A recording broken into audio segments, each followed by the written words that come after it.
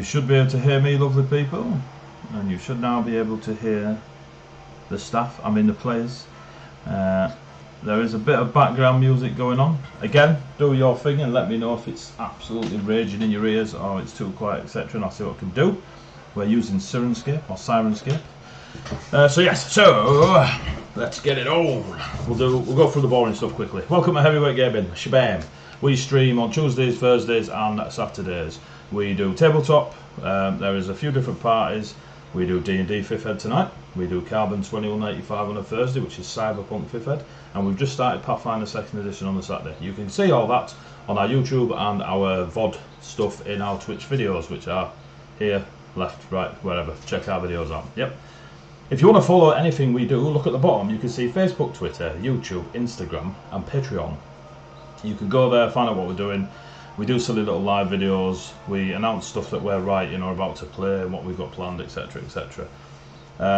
Currently on Twitter, if you check out the pinned tweet, HWG and the Thornless Rose, we're doing a giveaway of one of Thornless Rose's beautiful laser etched leather dice rolling trays that roll up into a little scroll with a nice press stud. They're stunning, and a mystery bag of dice. So go check that out. Tomorrow we will be drawing a winner. There are currently about 250 entrants, so get on there, follow the instructions, and you may win a very nice dice rolling piece of, yes, so do that. Our sponsors, here in next under Kesfion. The other sponsors for the show, the Latin that came to my head was Venividi, yeah, good for you, mate. So yeah, the sponsors of our show, Sawdust and Swearwords. Incredible woodcrafters. They make lots of beautiful, smooth, gorgeous looking anything to do with wood. Thank you very much, Dave. It is indeed gravy time. So thank you very much to Sawdust and Swearwords. You go check them out on Facebook at Sawdust and Swearwords, and you will see all the wonderful dice, cups, tankards, bowls, candlestick holders, rings, pens. Yeah, they do pens. Yes, so they are very skilled, and I have put onto them a personal project, so I shall see if they can achieve that. No pressure, Dave. Other sponsors are Thornless Rose doing the giveaway tomorrow, as I've already gone through. We have Ruffworx Creative, which you, again, woodworking and leatherworking. If you go find Ruffworx Creative on Facebook and check out, just go straight to his photos and you'll see all the absolutely ridiculously beautiful dice trays, leather armour. There's a list, just bits and bobs. Just go look at the photos on Facebook, you will not be disappointed. So, and our recent new one, who I nearly forgot, my apologies if she's on, is Ashana. I'm going to get that wrong. Bottom right hand corner you can see the little avatar of hers. She will be popping up on the break, and during the chat you'll see her business card pop up on the break, and during the chat you'll see her link to Instagram. Go check her out. She's such a cool glass worker. She does lots of glass craft, and she does really cool little dice protectors, which are little dragons that protect your D20s, and various other figurines made out of glass and stuff. I watch her as often as I can. She's great. She's from the States.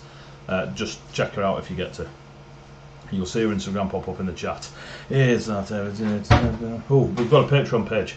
If you wish to support us in any way financially, you can go to Patreon and subscribe. There are several tiers, and those tiers get you little cheeky rewards as a thank you from us. The main one being you will get the monthly magazine Arcane Script, which is the brainchild of myself and Rob, known as Arcane. Well, we've created Colossus, this homebrew world that we use for Dungeons & Dragons 5e, and it is very flavoured towards the 5e OGL rules and system and stuff like this. And we write about it, lore, subclasses, new monsters, new spells, NPCs. We personally think it's amazing, so go check it out. They are getting bigger and bigger. The first one we released was 20 pages. The one we released last month was 29, and I'm already up to 26 for this one, and we're only halfway through. So Rob has no children. Yeah, Rob has 0 children. Rob's let me lead on this one, so thanks for Rob. You have no children. Yeah, you also have no children. So yeah, so me and Rob have turned into monsters. So yeah, so all that lovely goodness. Right, in with the cool stuff. Recap. Last week, the party, they're in Ebendorf, a city in the country of Ravenholm. Ebendorf is the capital city within the province of the House of Tor, T-A-U-R. And they arrived by foot because their ship was unable to be sailed up the coast due to giant purple worms and death sky. They made it to the city reasonably unscathed. They went into the tavern, the Sawdust Swearwords, and had a chinwag, noticed some parchment. They noticed that a massive fire had been set in the city and spread and burnt down a lot of buildings. That Captain Berrymund, the huge 8-foot minotaur that's in charge of all things martial, military, etc. within the city, is looking for aid in finding out where that bard came from. I'll turn that down because I can hear it. That'd be right. You can hear it. You can have some music. Captain Berrymund is looking for help to find out who burnt the place down. Lady Ikiku, a noble from the Ve dynasty, has been accused of stealing the tear of Elmon Balath, a very prized jewel of the House of Tor. A sapphire dragon has been rumoured to be seen, despite dragons not existing anymore. Yeah, what's that about? And yeah, so they went looking for that. Griff and Daelthin promised the Minotaur that they would do all they could to help discover where Lady Ikiku was and her bodyguard, the Cowardly Warrior, apparently.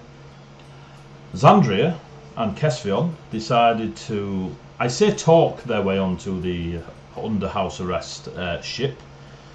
Xandria decided she was going on the ship, and God be damned anyone that stopped her, basically. So, and that went successfully for her, as the photos and nat 20s I have to prove.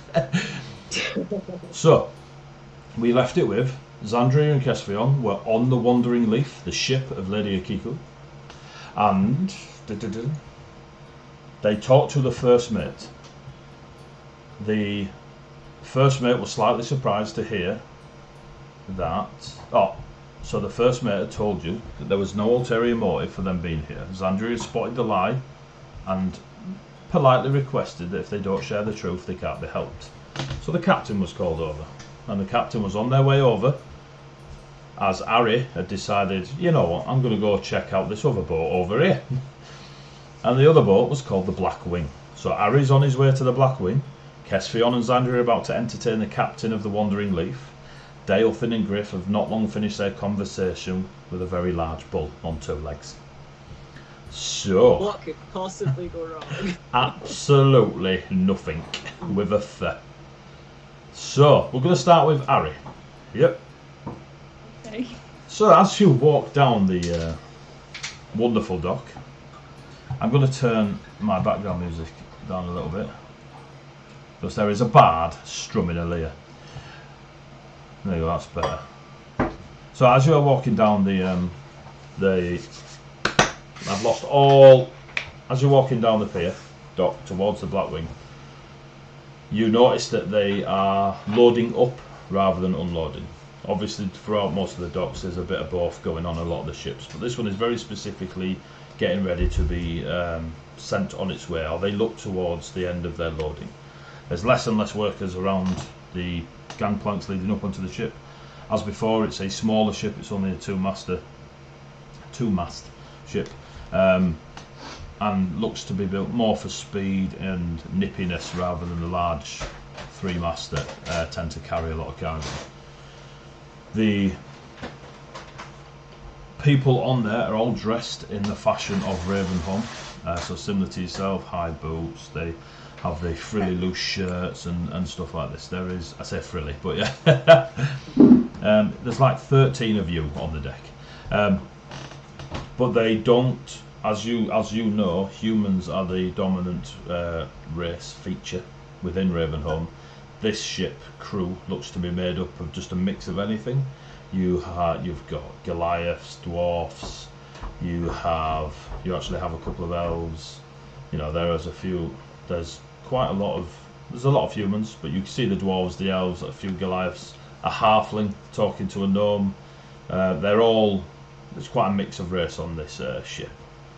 And there you approach, and as if by magic, a very large Goliath lady is hoisting 2 barrels, one in each arm.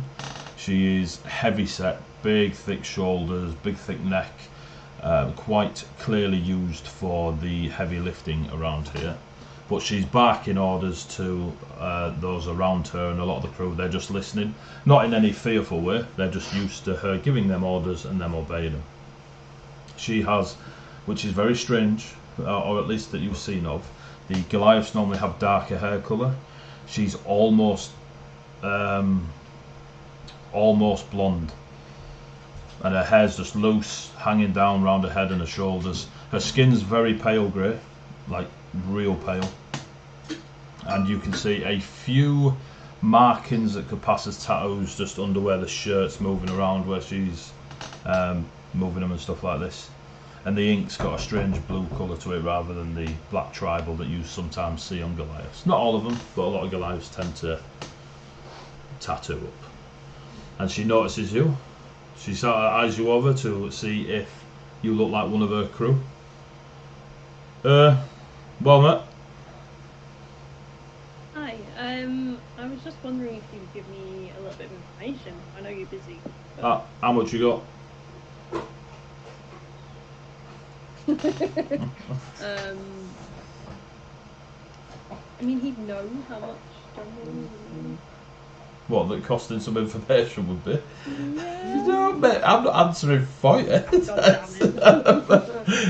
That old chestnut. Nice try, Harry. You've probably been in situations, depending on whose bedroom window you're leaping out of, that it costs you a silver to keep somebody quiet or a gold. They're probably varying levels. I'll probably give her a gold and just be like, I just want to know about that other ship over there. What's been going on? The Wandering Leaf? Yeah. She puts the 2 barrels down.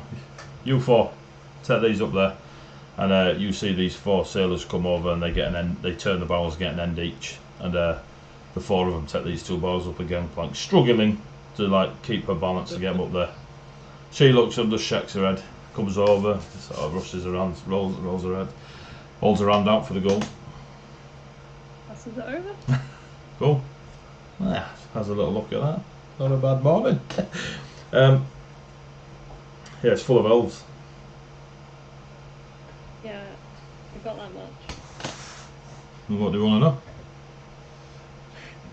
I just wanted to know what was actually happening with it. Have they come in recently? Been here a while? They've been here for a few days. No doubt they've got one of the nobles on for the Blood Bowl.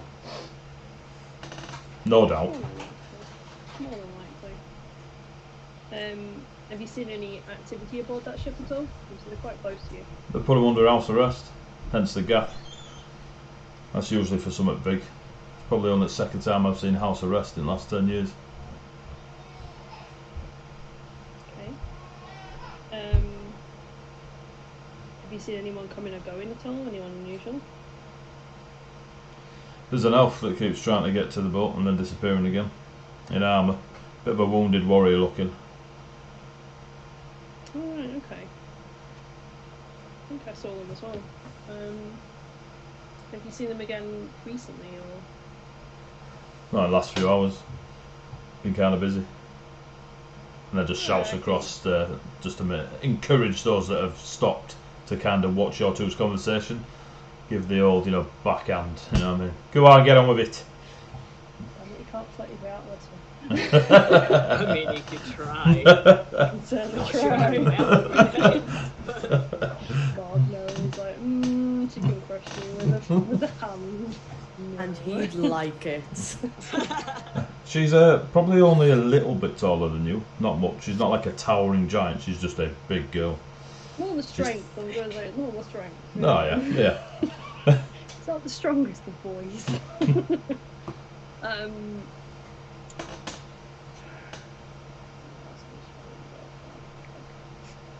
Yeah, Harry.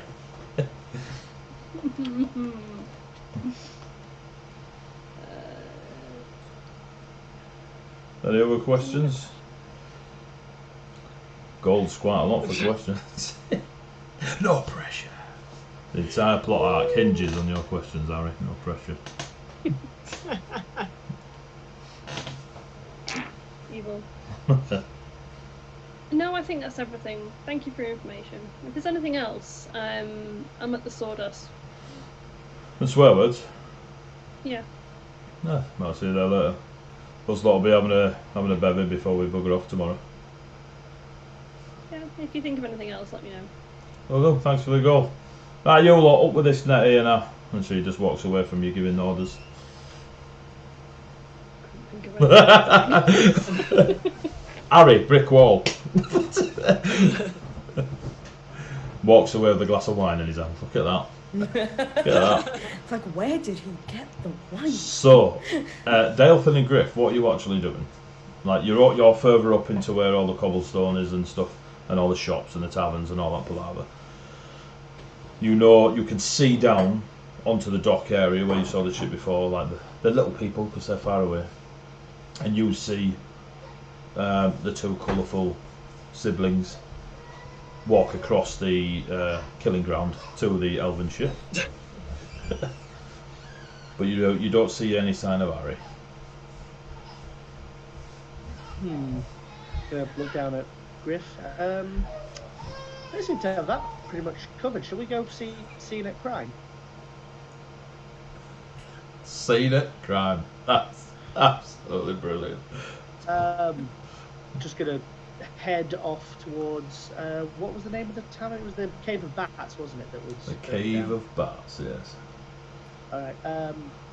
Start heading off in that direction. I'm gonna send. If you say I can see the twins. Not clearly, but you know it's them two from the you just know it's them two. All right. I will send a message. Is there a range on it, or is it just sight? That's a good question. They are several feet away from you. If they look like little. Yeah, I don't think I'll be able to get them on 120 feet. They're well over, mate. Well over. I'm gonna. I'll make a motion to Griff. Let's go tell them first, and I'm gonna try and get to within 120 feet of the boat. No, that won't work because they'll be in the boat by that. Yeah. If I see them going into the boat, I'll not bother. We'll just head to Cave of Bats. Okay. Griff's kind of stood there like wings out, just like what the fudge is going on. Walks in one direction, nods, walks in another direction. I'll just send a message to Griff and say, just don't ask it. Yeah, just don't ask. I wasn't Carry on going walking towards the Yeah. Griff's just sat on the curb, mate, waiting, just waiting for you. Let me know when you're ready. So you're gonna leave the dock district and then bugger off to the merchant district, yeah? Yeah, basically if I was to go on that boat, I get the impression I wouldn't be coming off it again. Well, that's your call, mate. So, Zandria and Kesfield. Yay. You are sat at the small table with the first mate, and she's called over the captain. It's all very formal and sat there, and you can see that everyone is giving you space that is crew on there. As you look around the place, you can see that it is definitely a ship of expense. Everything is pristine, and for a sailing ship, overly well versed in ships and what they should look like while they've been out at sea for a long time. But you are very aware of wear and tear. You were on the Oakham Whale for weeks, and you could tell just by glancing at it that it was something that was used a lot. The Wandering Leaf, half the kit looks like it got bought this morning. It is properly well looked after, well maintained, and a lot of gold put into it. Which matches, seeing as you have a noble being brought in by it. The captain approaches you. They sit in front of you. The first mate moves. She gives a little bow to the captain. The captain gives a little bow back and sits down opposite you two.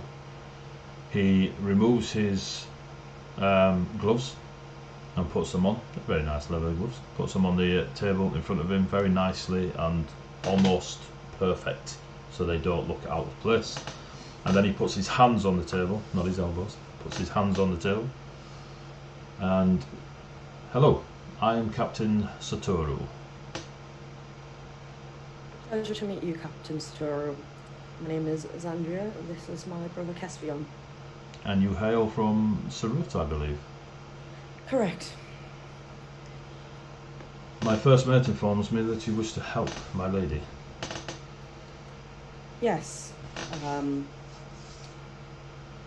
Our opinion of the humans is not a high one, and upon hearing that some of, well, not our brethren, but as close as can be next to the humans is in trouble because of some rumours, we thought we'd lend a hand. So, Eto here, and he nods towards his first mate, has informed me that, let's say, you may be on to us, is how she may have worded it. There is indeed a ulterior motive for us being here, even though the invite was extended to my lady, and she did accept. The ulterior motive I cannot share with you without trust being made first. Now, I have no ill will against you. It is just, you can imagine, if there is an ulterior motive that is wished to be kept hidden, it's not something that can just be thrown about. The fact that you have a keen eye to see such things is impressive. Eto is one of my finest tonguesmiths. Yes, she very nearly got me. That's also positive. How, may I ask, do you envisage two wanderers from the desert lands of our kin? Looks at you and then looks at Caspian, and there is a, not confusion, just a, as he says, kin.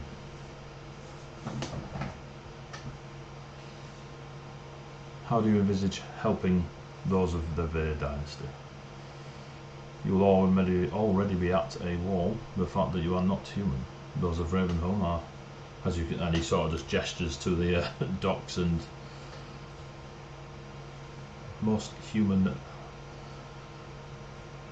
There are a lot of humans. Yes, I'm quite aware that there are a lot of humans. However, I do have others who I can semi-rely on, so they will be able to get into places that my brother and I cannot. So how can I take advantage of this kind offer? By telling me what the ulterior motive is, so I can make sure that your lady is cleared of all charges.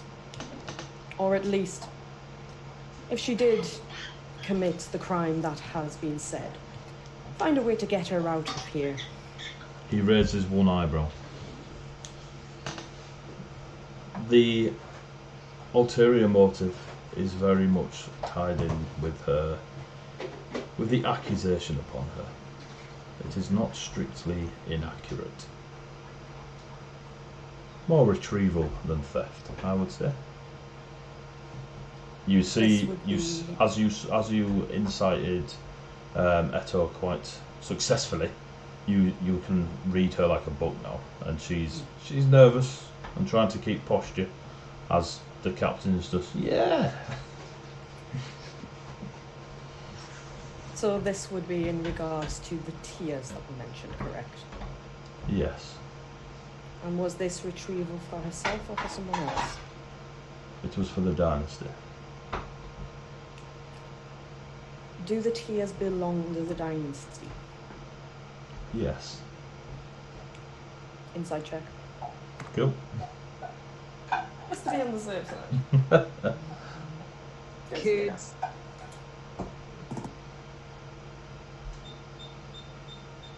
For insight. Plus 2, that is a 19. And 17.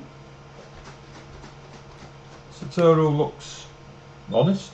He doesn't seem to be deflecting. There's conviction in his words. He believes. You believe he believes his words. Out of character question. What kind of role would it be to see, like, I know we were saying it's mostly elves on here.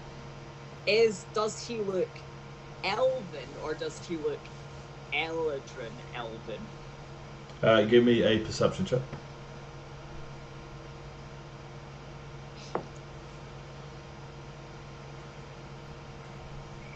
That is an 18, 16 and 2. There is a similarity to his features as Xandria's.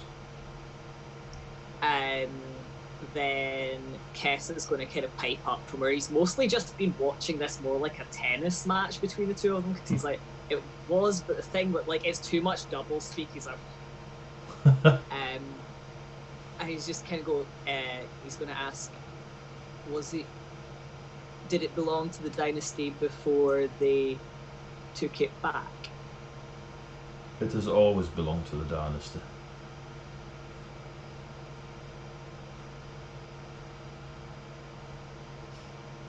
Out of character, sorry. I just wasn't sure how tricksy your Fae were, so I was like, Yeah. wait a sec. I want to. Yeah, no, it totally belongs to us after we stole it. Long sip and stares them down. Okay. He'll just kind of like shrug and kind of go back to mostly just kind of like picking at like the threading on like the side of his tunic, because he's like, this is not my. Do you wish food or water or something stronger? I'm just staring at Kess like. He's looking at Cass. He's like, like staring at Kess like.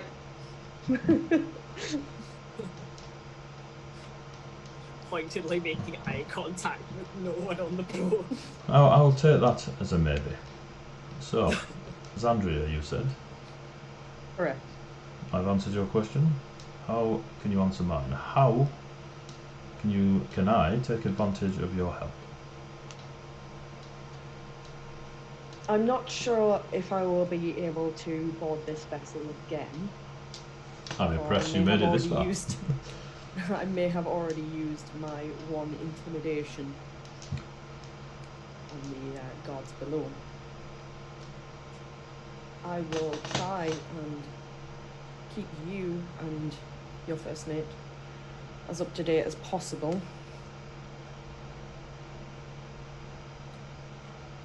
Okay. Are you able to send messages via the arcane arts? I am not, but I may have someone who can. At that, Kess will kind of perk back up, because he worked out what that was alluding to, and he'll kind of nod and say that Delphin, he did that back at the tavern. He would be able to probably. Delphin? And then like having the attention again is like, oh look again, is that a loose thread? Oh. There is just a low sigh just under his breath. This Delphin, is he an elf? Hmm? Does he wear similar attire to those around you? And he gestures to the crew. Bar colouring, it's not far off. Like he'll kind of have a glance around, like not too far off. Okay. Thank you. He nods at Eto. She nods back. He just kind of frowns in confusion and like looks to Xandria.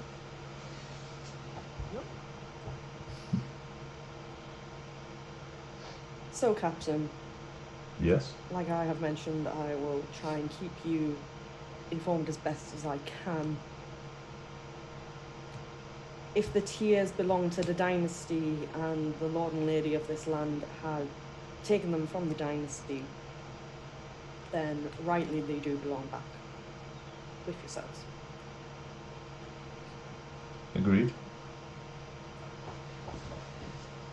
I will do my best to ensure that they, your lady and her guard, are returned so that you can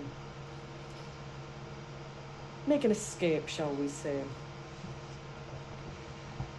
He smiles, has a little bit of a chuckle.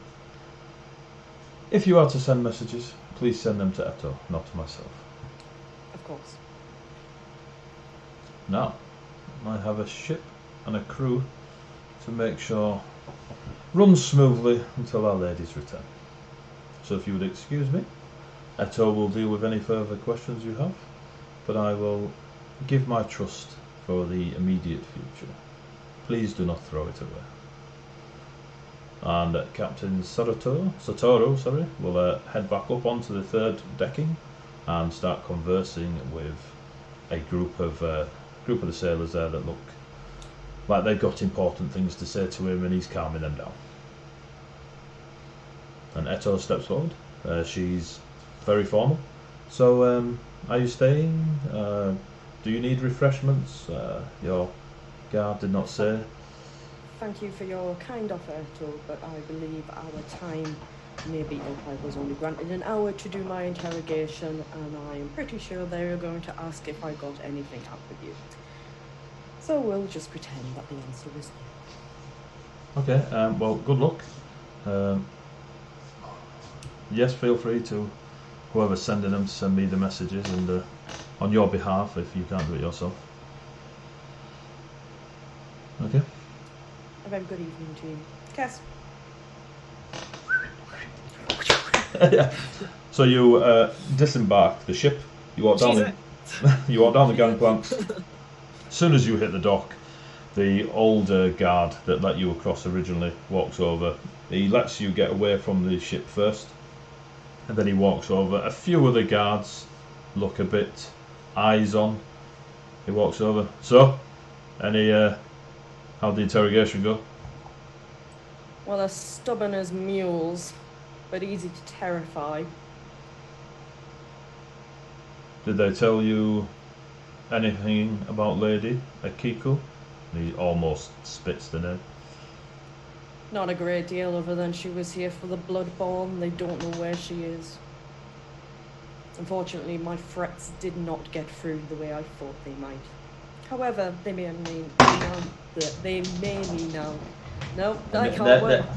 need to. She's casting a spell! Casting a spell. They may need to now mop their deck. Cool, give me a deception check.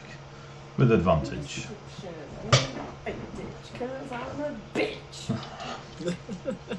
No song, right there. Egyptian. That is 15 plus 2. 17.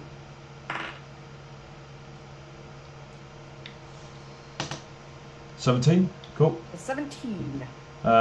He nods. Yes, they are. The elves are quite easy to intimidate. And he looks at you and he's like, of course, those are fair. And then he just steps aside. I don't even give him a good evening. I'm just like, gone. Skadoosh. Skadoosh. Pesky humans. Right. I'd have got away with it too if it weren't for you pesky humans. I So, did get away with it. so when we're heading back down, does it look like the bodyguard that we'd seen previously is a boot? give me perception Skulking. checks. Ari, you And as can well. I was going to say, and can I see Ari? So Ari will be just ahead of you, unless you've waited. But Ari would have done his conversation slightly quicker than what yours was.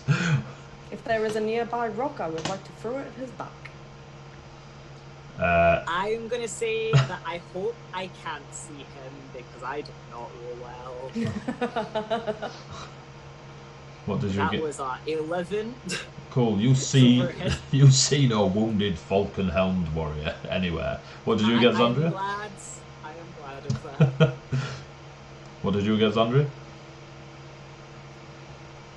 What? I didn't realise I was supposed to be doing a Oh no, perception well check. you don't have to if you Well, weren't you said, looking. Ari, I'll do one. Too late, I'll do one. I've picked the dice up now. Alright, we're committed. We're committed. Plus, what was it? Sorry, perception. Yeah. Plus 4, 18. Cool. You look around the dock. Again, the warrior with the falcon helm and the wound you cannot see. Oh, there doesn't seem to be anyone of that description rocking around anyway. You can see Harry ahead of you, and there's a bit of debris on the floor if you want to pick it up and lob it. Give me an attack roll. That's not unarmed strike. You are not proficient with debris, so. I mean, I assumed it was going to be an unarmed strike, but This will be a dex, d20 plus dex. D20 plus dex. Yeah. Sweet, I have good dex. That is a 17. What's your AC, Harry?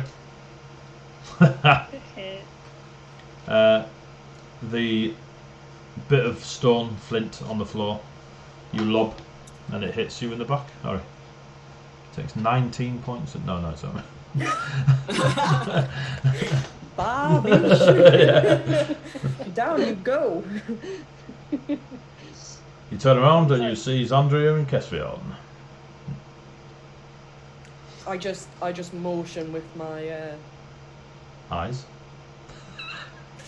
I was gonna say with Face. my fingers and just be like, as if move, keep moving forward quicker. He keeps moving forward quicker, but he's not very happy about it. I love how Harry was going forwards, so Zandria threw a stone at him to say, keep going forwards. It was more to get his attention, to let him know that we're behind and basically get out of view so that we can Just doing an reconvene. arm strike. or something. Cool. I mean, you could have been any human, you all look alike. Wow. So, Especially down on the dock. It's late at night. temperature just dropped round here. So you eventually, are you catching up with Harry, or were you planning on meeting up with Harry? Out of view of the dock. So you're making your way back up onto where all Yeah. the cobbled streets are and stuff, yeah? Yeah, Yeah, towards t- like the Sawdust. You are up there. There is no sign of Dalethin and Griff. As you are walking up there, you will eventually catch up to Harry towards the Sawdust and Swearwords. Dalethin and Griff, you've left the district where the other three members of your party are to go on a murder whodunit mystery tour. So you enter the district of Loop. There are wolves running around all the stonework. They've been engraved into the stone over the archways, the stone archways that go in. There's large iron gates to this next district, and you enter into a very, very heavy market district. It is a lot of stone shops. There is the odd squares that are filled with stalls that do have a bit of canvas going on, but there is quite, like, almost every building is some form of purchasable, I've forgotten the word, commodity, whether it be herbs, a bathhouse, a massage place, actual massage place, a swordsmith, Gravy time. a thank you for the follow, kapoo! Yes, you are in a very, very heavy district that is quite blatantly aimed at merchantry. Does it take too much effort to find the burned out record? It does not. So, of this, bear in mind, of the 5 districts of the city, the district of Luke is probably the biggest. And when you nudge people, there's a lot of patrols going on here, a lot of humans, the Ravenholm humans. There is loads of groups of race. So there are a group of orcs, a group of humans that look from the north. There is groups of halflings. There's not like a few intermingled with the people, and they all seem to be just as you are passing them. You pass as you come into one of the main squares. At the north side of this main square, there is an enormous, like, hotel tavern. It's called the Black Dog Tavern, but it looks like an enormous hotel. Again, all the buildings here, Ravenholm's never had to rebuild, even when their empire was lost in their history. So the architecture is very old, Gothic, dark stone, tall, reaching spires to the stars. But yeah, it's a very, even for yourselves, Daelthin being of elven nature, it's still a very old place where you are. As you walk past this Black Dog Tavern, it doesn't take you too long where it's almost barriered off with a few guards and a couple of administrative types that are kind of working with the guards and taking down, they're talking to people with guards and they're taking down whatever these people are saying. But then you can see a stretch, must be a quarter-mile stretch of buildings that all the stonework, I mean it's dark stone anyway, but you can see the contrast of dark stone to black burn marks where the interior of the buildings has been absolutely obliterated, whereas the outside architecture has survived a lot of the burn. The rooftops have obviously been sizzled away because they're not made of stone, like the rafters and bindings where the tiles are and stuff. That's another thing about the roofing around here, is it's tiled a lot, so you don't get a lot of the natural ingredients used to make a roof and such. It's a very well built, again, old architecture, but this quarter-of-a-mile stretch of buildings absolutely torched to bits. And you approach, and there are a few young'uns, stragglers like that, are sort of walking amongst a bit of the debris where where the roofs have like slid off and caused a mess in the streets. But yeah, there is a large scene of burnt out buildings. Again, quarter-of-a-mile stretch is a massive stretch. So. Okay, you said there were some guards nearby? Yep. In and around the area. Motion to Griff to take a walk with and see if we can gather their attention. Yeah, I'm going along with. Cool. So as you approach the as you approach the guards closest to the area that you wanted to speak to, they are talking to two people. Yeah, you can't quite see the faces of these two people. You just notice that their hair is black, braided, thick, and down. They are wearing plate armor with chain. Yeah, the one of them has a sleeveless sky blue tunic with silver trim. You can see the thick muscles of the back of their arm where their tricep is, and their shoulders like pop out. They're in plate armor, but you can see that they would probably Dorito V if you looked at them. There are scars on the backs of the shoulders and stuff just as you're coming round. The closer you get, you see that their skin is grey, quite a dark grey. They've got thick furred leather and chain bracelets on each wrist that go up the forearm. They're very straight backed and disciplined. And the other one is in a, hang on, sorry. The other one is in an ivy green tunic with golden trim. Again, thickly muscled. They're both big, straight backed, muscled plate armor wearing thingies. What you do notice, which is very standoutish compared to anyone else around you,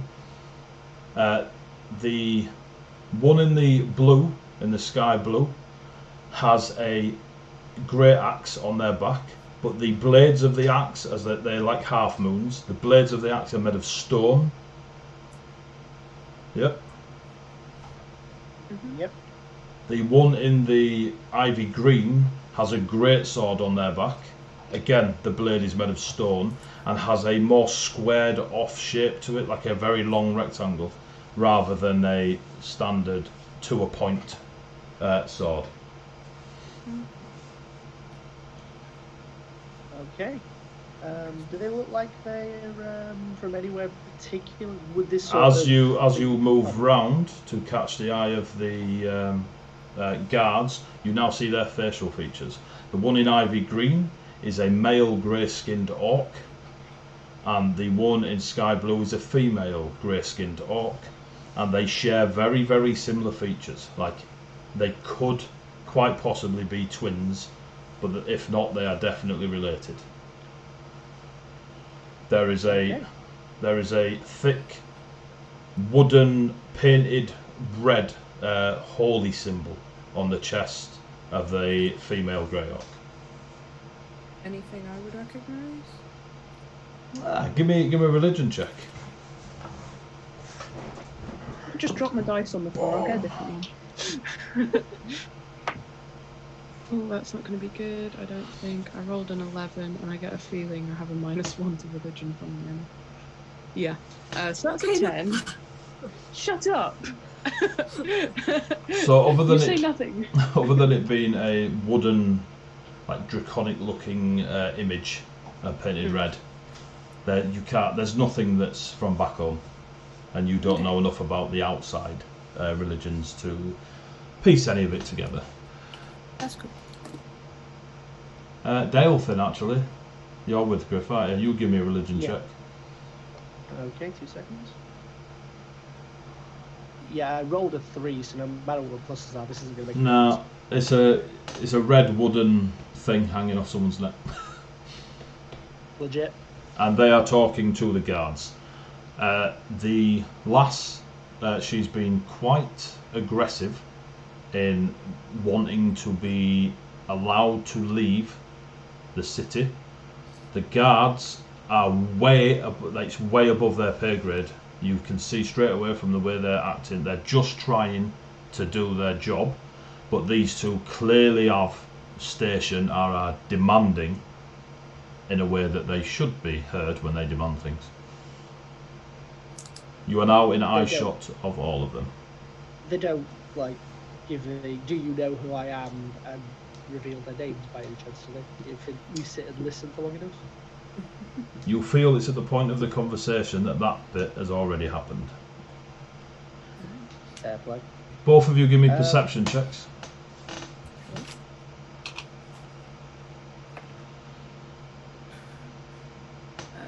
13. 13. 16. Cool. Griff, you see a couple of other Greyhawks in similar attire.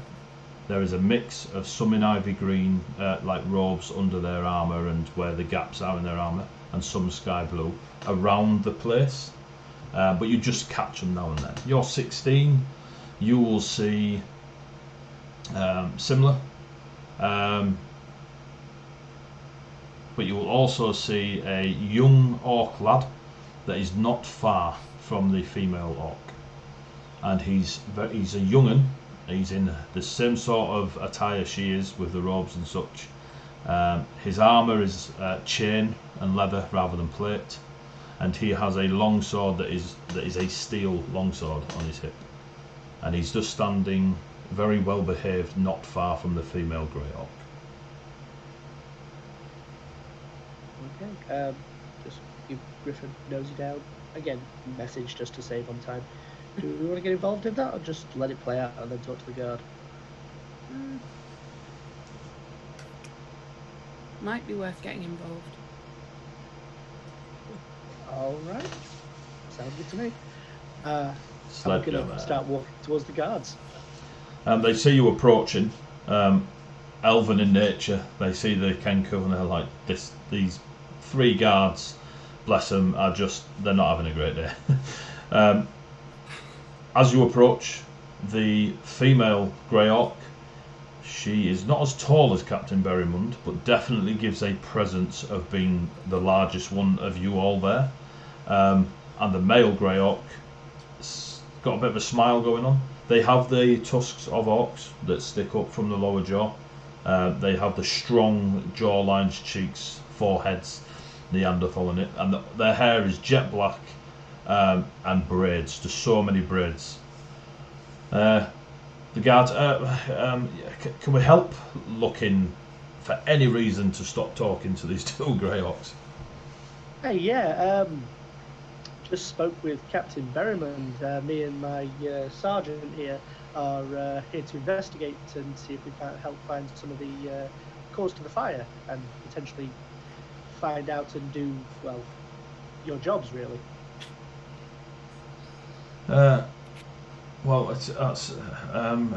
I don't really.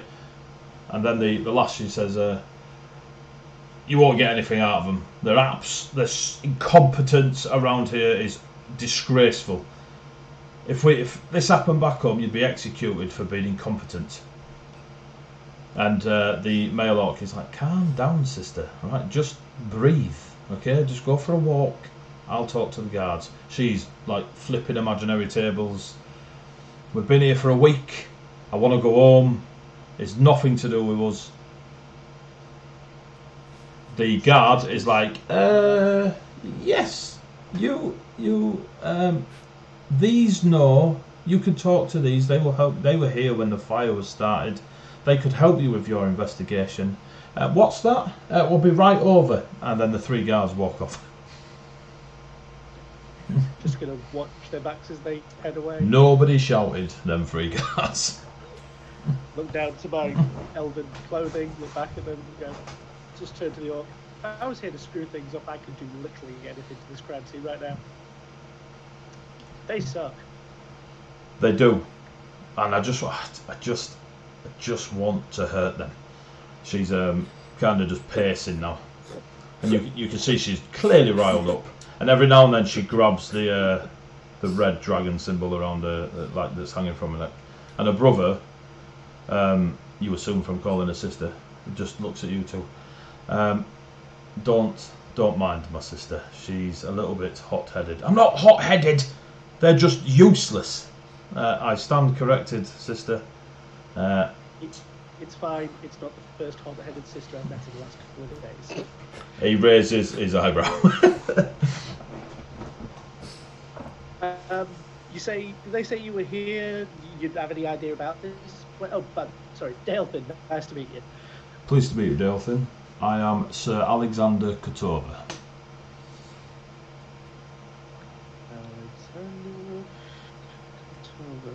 And that lovely entity over there is Sir Victoria Kotova. My wonderful sister. Can't prove it. I'm taking it from the, fact that you want out as fast as possible. You're not from round here? Were you here for the Blood Bowl? We are indeed here for the Blood Bowl. So you were there when there was the assassination attempt then? Did you see anything? Yes, and it wasn't a dragon. And his sister pipes up, and she swears in Orcish, was a dragon. It wasn't a dragon. Okay. There are no dragons, sister. And she sort of holds up her holy symbol as if it's the greatest proof the world's ever generated. Dragons! We were there. There was an attack. Okay. So if it wasn't a dragon, but was, what did they look like from what you remember? There was a large creature that was scaled. It was sapphire in colour. But it wasn't a dragon. Merely, maybe a large lizard. And his sister, his sister's just, his sister's looking at him like he's gone mental, like a large lizard, and starts muttering to herself, a large lizard, a large lizard. And a couple of the like merchants that are nearby look at her, and she's like, "What are you looking at?" And they quickly go back to their stalls. Alexander is tries to be he just raises his hands to the merchants in an apologetic way. Okay. I didn't think it was the policy of large lizards to get Blood Bowl invites. I thought that was, just reserved for people who stand on 2 legs. The large lizard, dragon lizard, did not get invited to the ball. It was merely part of the attack. There was a group that was invited to the ball. They were not nobles. They were not of the normal invitee list. They were mercenaries, adventuring types. It is believed that they were the banners? ones. No banner. Rest? There was a tabaxi. there was indeed a blue gemstone dragonborn. I can't quite think of the gemstone his bloodline would have been, but he had a bluish colour. There was a halfling. There was one of the locals, I believe the owner of the Cave of Bats. It was a very strange mix to have at the ball.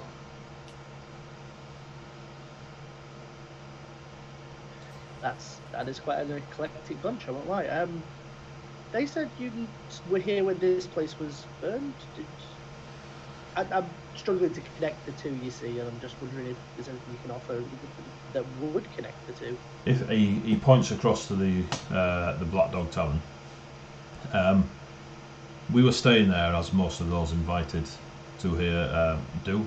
It's every year. We've been coming for the last couple of years on behalf of our mother, and that's where we stay. The Cave of Bats Tavern, you can see, and he kind of gestures to like 3 buildings down, you know, all on fire, or were on fire. It's roughly around. It's a very small tavern, we are told, but never did I frequent it. Right, so you saw it from there. Okay, that's fair. How did it start? Was it like, was there an explosion? Was there just a fire when you noticed? The group that attended the ball, the last we saw of them, they were leaving the building and heading away towards the yes, toward the district of Yule. So the attack happened first, and they were coming before the fire happened. The attack happened at midnight a few nights ago, and the fire came a couple of days later. The Ebendorfians are desperately trying to link the two. Yeah, I'll hold up a little bit of parchment with, come and help us find out about the fire. He doesn't read it, but he just nods. How are you and your people holding up? I'll be honest, I'm not 100% sure. I'm circumstantially here after the fact. I literally just came in with another crew. Literally, I'll point down again to Griff. This one's the one in charge of my little merry adventuring band, and has given me leave to sort out and try and pick some of this mess out. Wow. It looks at Griff's face. Are you sure? As sure as I'm going to be with potentially people listening, yes. Fair enough. Victoria, she's kind of walked into this market square now, and is just sort of deliberately pushing people and trying to provoke. He gives a little shake of his head. Sorry, I didn't catch your sergeant's name. I will step to one side. Griff. Pleased to meet you, Griff. I'm Sir Alexander Kotorba. He's going to kind of like half awkwardly bow and like gesture between Alexander and Victoria, kind of awkwardly, and in Alexander's voice go, "Nobles?" He sort of gets a little bit of a smile going on the old orcan jaw, and it's like, yes, some do call us nobles. Yes, we are from the land of Savai.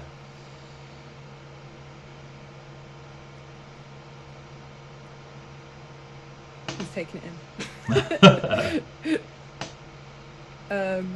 He's gonna nod, smile a little bit in the way that Kenku smiled. I don't have brain cells. But that's probably the extent of it. He's doing that, and then he's going to look up at the Black Dog Tavern. He's kind of just looking for anything that stands out in a way. I know that sounds weird, but it's just kind of the whole, yeah, we saw it from there, we saw them leave in that direction. Like, is there anyone else who was in that building? Is there anything odd about it right now? Give me a perception check. Mm-hmm. And that's 5. Cool. There is a massive building that says Black Dog Tavern on it. Whoa! There's quite a few halflings all running around in tartan outside having a drink. They've got like kilts and sashes that are in different coloured tartans. But other than that, there's no one blatantly sticking out or looking dodgy.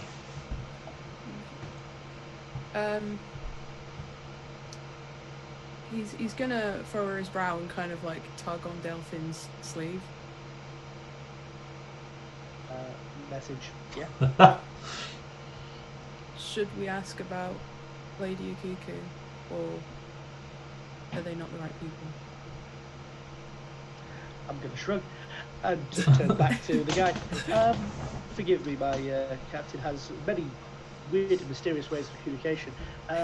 He'd like to know, did you see Lady Akiku involved in this in any way, shape or form? She was at the ball, yes. Normally she arrives with an entourage, or has for the last couple of years, if her sister hasn't. But she was there with a single guard. Would I know that as a veil to be unusual? A leader of a clan, yeah.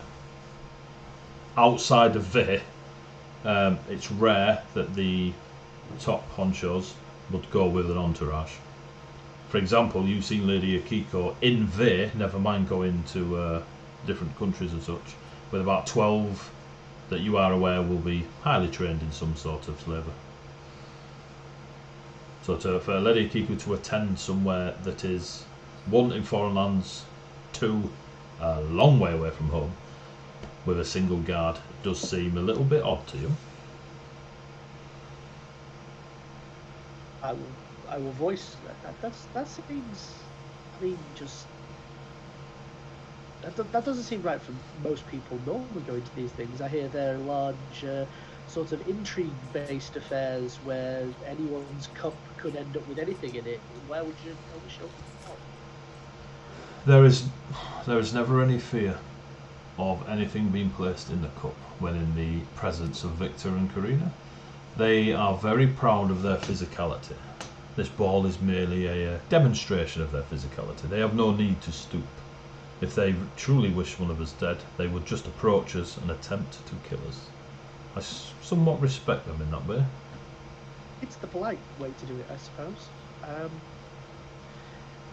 How long have you been trying to talk these guys into let you out then? Has it been just since the event? Is it just finally got sick of it today? Since yesterday. We were due to leave the day before, or the day after the ball, which was 2 days ago. But we were polite and handed on a day, but they are still saying we must remain. Is it for just to make sure no one gets in and out of the city, or...? There are a lot of dignitaries that came to the ball. They claim they wish to find the murderous elf, Lady Akiku, so there is no danger to any allies of Ebendorf. I have such a target on my head right now, I understand. Well, I can't promise that we're going to have many results, but we're going to try. If there's any help you can offer, just stuff you hear or anything else, the stuff that you remember later, I think we're staying at the Sawdust Swearwords. Down upon the docks? Yeah. It seems to be the best place to keep an eye on everything at the moment, if you get what I mean. I know the place. Then if anything comes to you or any of your compatriots, we'd really like to hear. There's myself, my captain here, a pair of other elves, desert folk, and a rather overly charming human that may or may not try and... Are you a crew? Or a mercenary unit? He's looking at Griff. Doing literally this kind of awkward head tilt. You are an eclectic mix with a captain. Are you not a formed entity?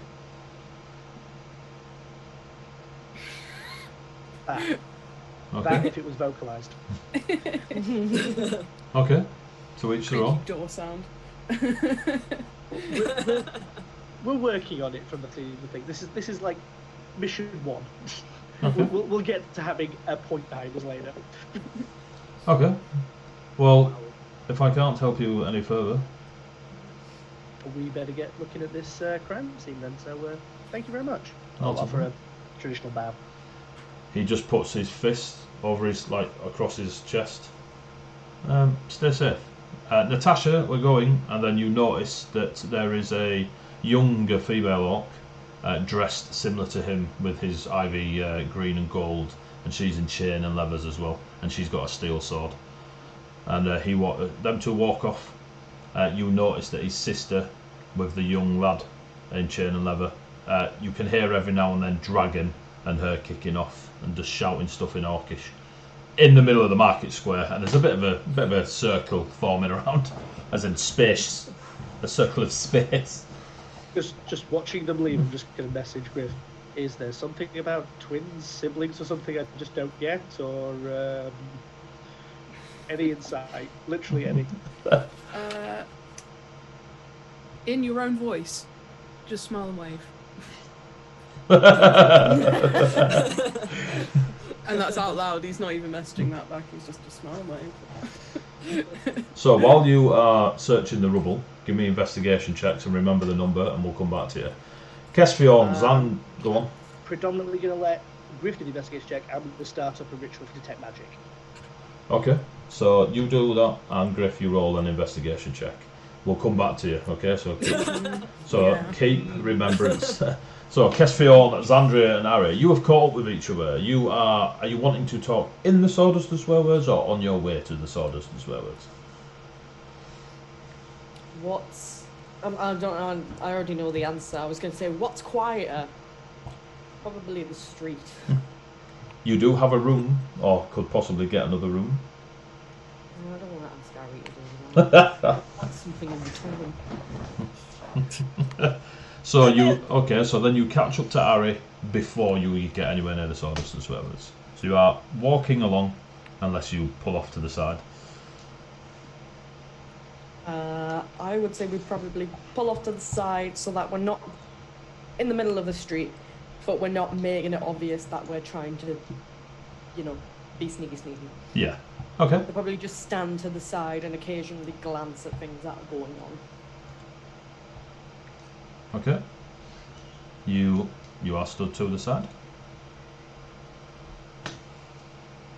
So where did you disappear to? Into the ship. I figured you probably had that one handled. Find anything interesting on the other ship? No. It's for Goliath that didn't want to talk to me.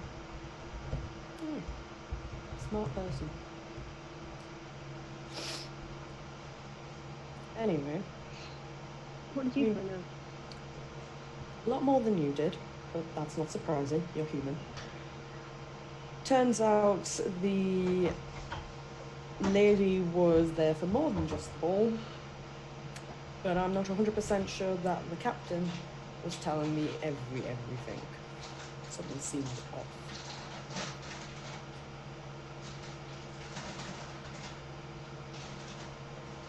Oh, and Cassian may have dropped Dalefin in it.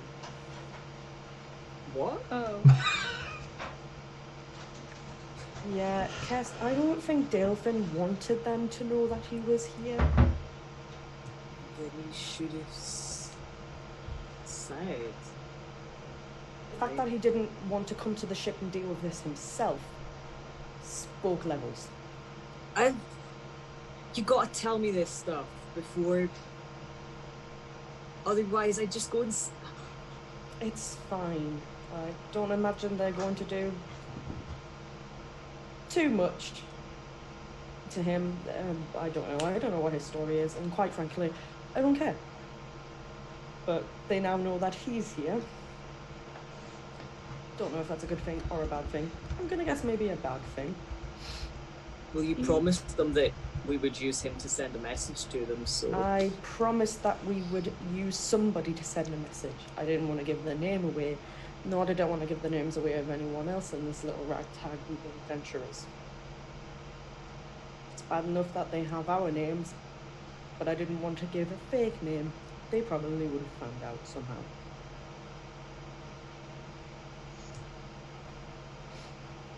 Do you know where the other two are? Well, I believe they said they were going to investigate the burnt down inn, so I'm going to guess that's where they've gone. Okay. I know where that area is. Like I said, it's near kind of where I wanted to go anyway, so want to head up that way. Might as well. We could tell them what we found out and pre-warn Delphin that his jig might be up. When you say that, you just get a intense eye roll off of Kess. Don't you be rolling your eyes at me, bro. Wow. East side. So, where are you three? Are you three going to head to that district and look for Delphin and Griff, or are you waiting for them? You going to go looking for them? You go looking for them. Cool. Yeah. So, Harry, easy for you. It's this way. And as you enter, you walk under the wolf arches, and you see the engraved in stone around the arches, the wolves chasing each other. You are very aware that you're now in the district of Loop.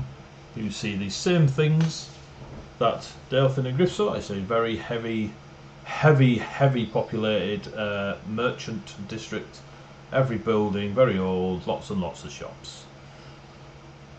You make your way through. Harry, you see the Black Dog Tavern. Your home away from home. There's no sign of Delphin and Griff just yet. But if you three give me perception checks, I'll jump back to Delphin and Griff. Oh boy. Delphin. As you are detecting magic, you get near the Cave of Bats. And you find a small silver coin that is radiating magic. Okay. You get the skull, don't you? Give me a sec. Yeah. Give me a sec. I did not plan for you casting Skull detect magic. Explosion. yeah. Big boom magic. The big boom magic. Make the thing go boom. Boom, boom, boom, boom. I want you in my tavern. Nobody wants Sawdust the Swearwords boom wants magic us in to the eat it, apparently. That's not who the Vengabus comes from. It comes from who? You get the Well, the Vengabus is coming. Jesus. You get the skull enchantment. Okay. Give it a moment's worth of look. Sensible wizard says take the 10-minute ritual and identify it. I'm not picking up a random enchantment coin in the street. That's the stupid idea. Almost like soul coin, isn't it? I know, right? Yeah. So you don't pick the coin up. You find it in the rubble. I'm gonna stand by it. I'm gonna drop to like a seated stance, and I'm gonna ritually cast Identify. I'm gonna take the 10 minutes for that as well. Okay. Might as well. So Griff, you are investigating and trying to work out what caused the fire, where it started, that sort of jazz. Or are you trying to look for other stuff? Generally, basically looking for anything. This is vague, out of place. Ironically, this is not his forte at all. Thinking, no.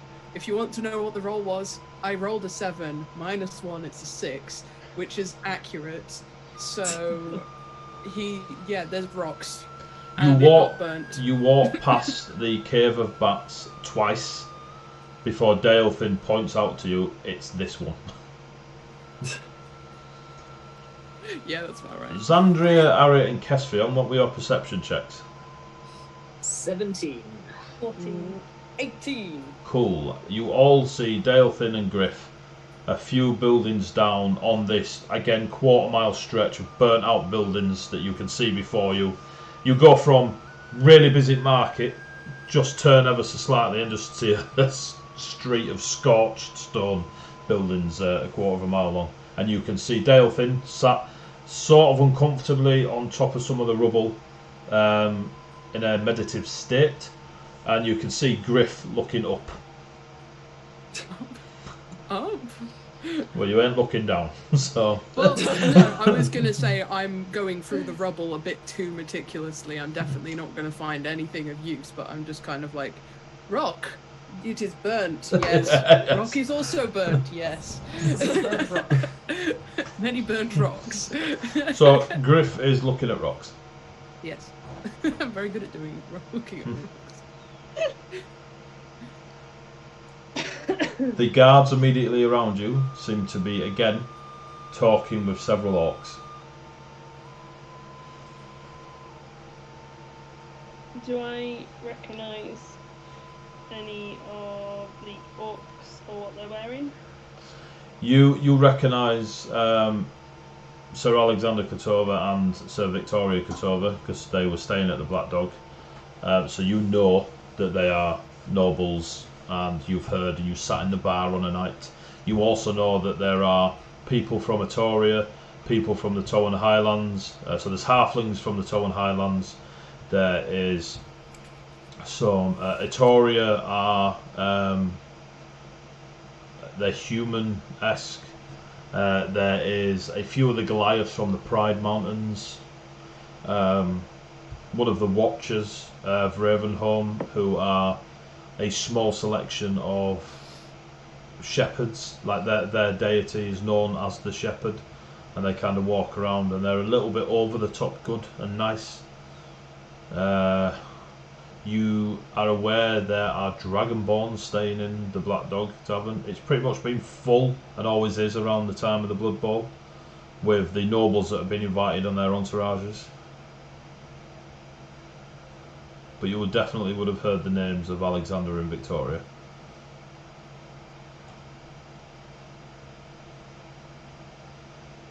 Okay. You are also aware, just off your time drinking in the bar area of the tavern hotel, that Victoria is a cleric of the Blood Dragon.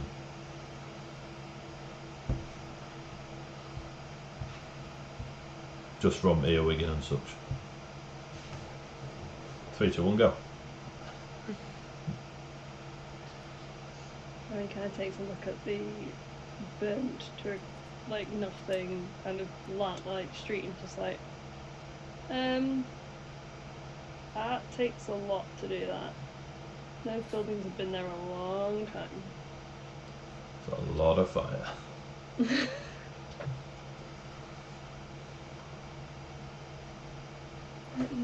Probably goes over to Dilth and Griff with his like, did you guys find anything out? Second, one person gets near me, I'll just point down to the little pearl, and amidst a bunch of alphas and just go and just stay quiet. Oh, he's doing his stuff. Griff will pick up a rock and show it to Harry. And then just kind of be like, make a fire sound. Make a fire. Wow. As that fire sound goes off, Delphin, you finished your spell by the time they all caught up with you and such. It is a coin that allows the casting of the Geas spell, or Geas, however you're pronouncing it. One casting, or that's a permanent thing. Yes, it allows the user.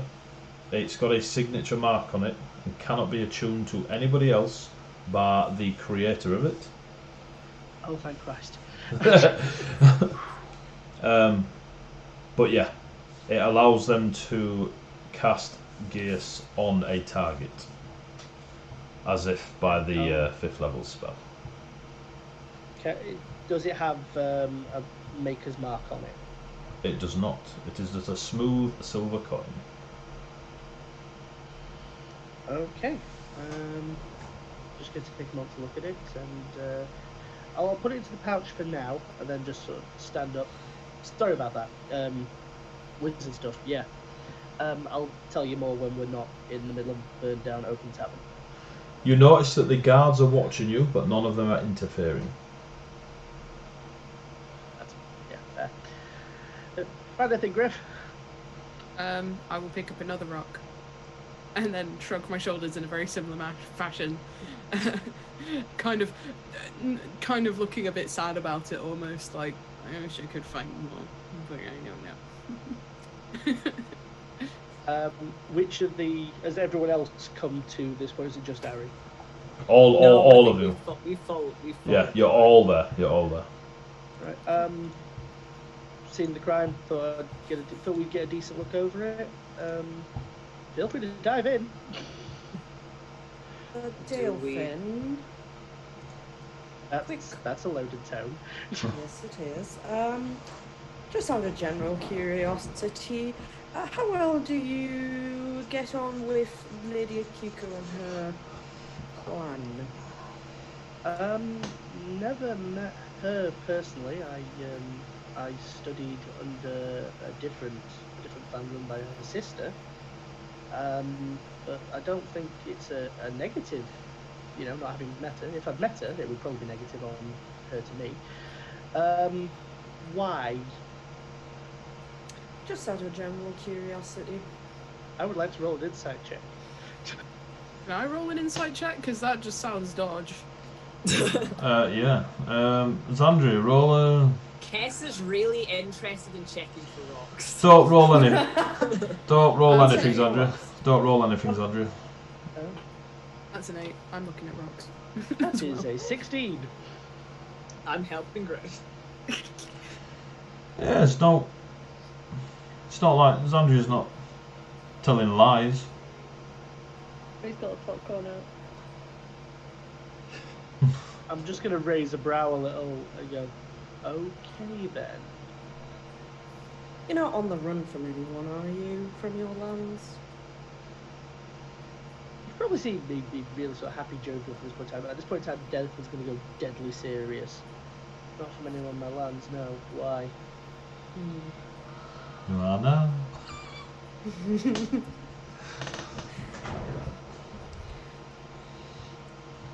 Caspian may have dropped your name on the ship.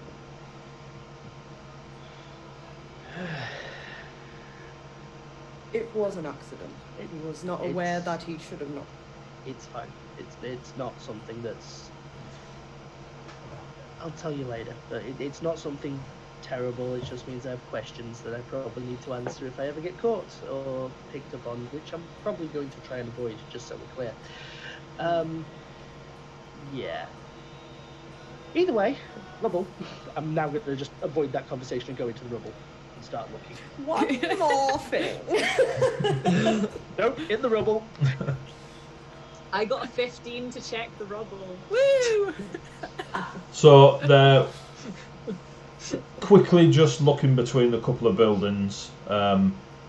You'd already been given a hint towards the Cave of Bats being the starting point, and you kind of find that is bang on accurate. So where you heard the guards back and forth discussing it, or the little bits you've heard on your walks around the taverns, on the docks walking up here, you are convinced that it was started in the Cave of Bats. There doesn't seem to be any evidence of like the place doesn't look turned over. The bar that's in there is scorched, and a former existence of its previous state. But the tavern itself was probably only fit for about 5-6 people. Like it's a proper little like beer caff type thing. But the fire tavern you have in your hall. Yeah, exactly. It's like someone's garage. But It's a shed. But the fire definitely started there. What you do find while you're in there is like a series of pockets in the stonework towards the back of that building, and where the door would lead to the outside, into the alleyways behind the row of buildings that have scorched. Having a look, there's several of these hidey holes that probably were covered up, but whatever material was used to cover them up was scorched away. As you can see the groove marks where the wood would have slided in or whatever. But there's 2 or 3 of these hidey holes at the back of the tavern. for the sake of Delphin's own sanity, despite having heard from, a definitive source that there are no such things, he's going to be looking to see how hot the fire was. Specifically, are there any parts of the stone melted that maybe a dragon could have done? So, Kespion will be able to tell you this was natural fire. Caspian tells you from a distance that this is natural fire. I will look from a distance, confused why he hasn't come closer to tell me this, and say thank you. As you exchange words of natural fire and hidey holes and identifying coins, and we've grassed you up, we're going to take a 10-minute brew break. So, for those watching, please stick around. We are gone literally about 10 minutes. We're just going to make a cup of tea. Hopefully you're enjoying the show so far and you're loving what's going on. If you want to see what's going to carry on going on, stick around, join us in 10 minutes. And talk to yourselves in chat. Have a laugh and we'll talk with you while the kettle's on. We don't want it blaring out in the background. So yeah, so I'm going to quickly... boom, you should probably still be able to hear me, but you can't hear the people. So see you in about 10 minutes, guys.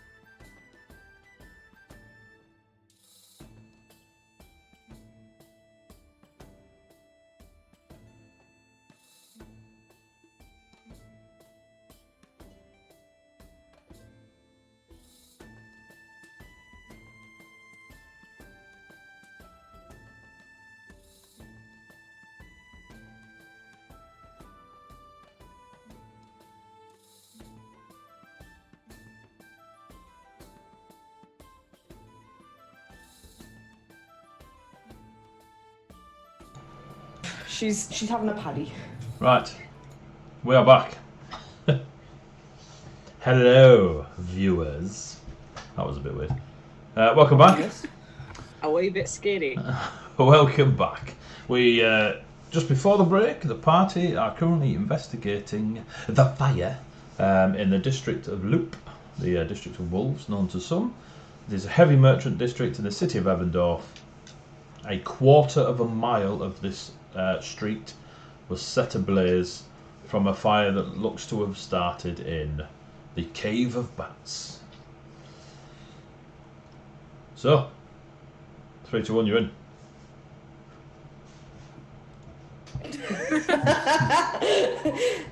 Tumbleweeds. Look at us run. Look at us go.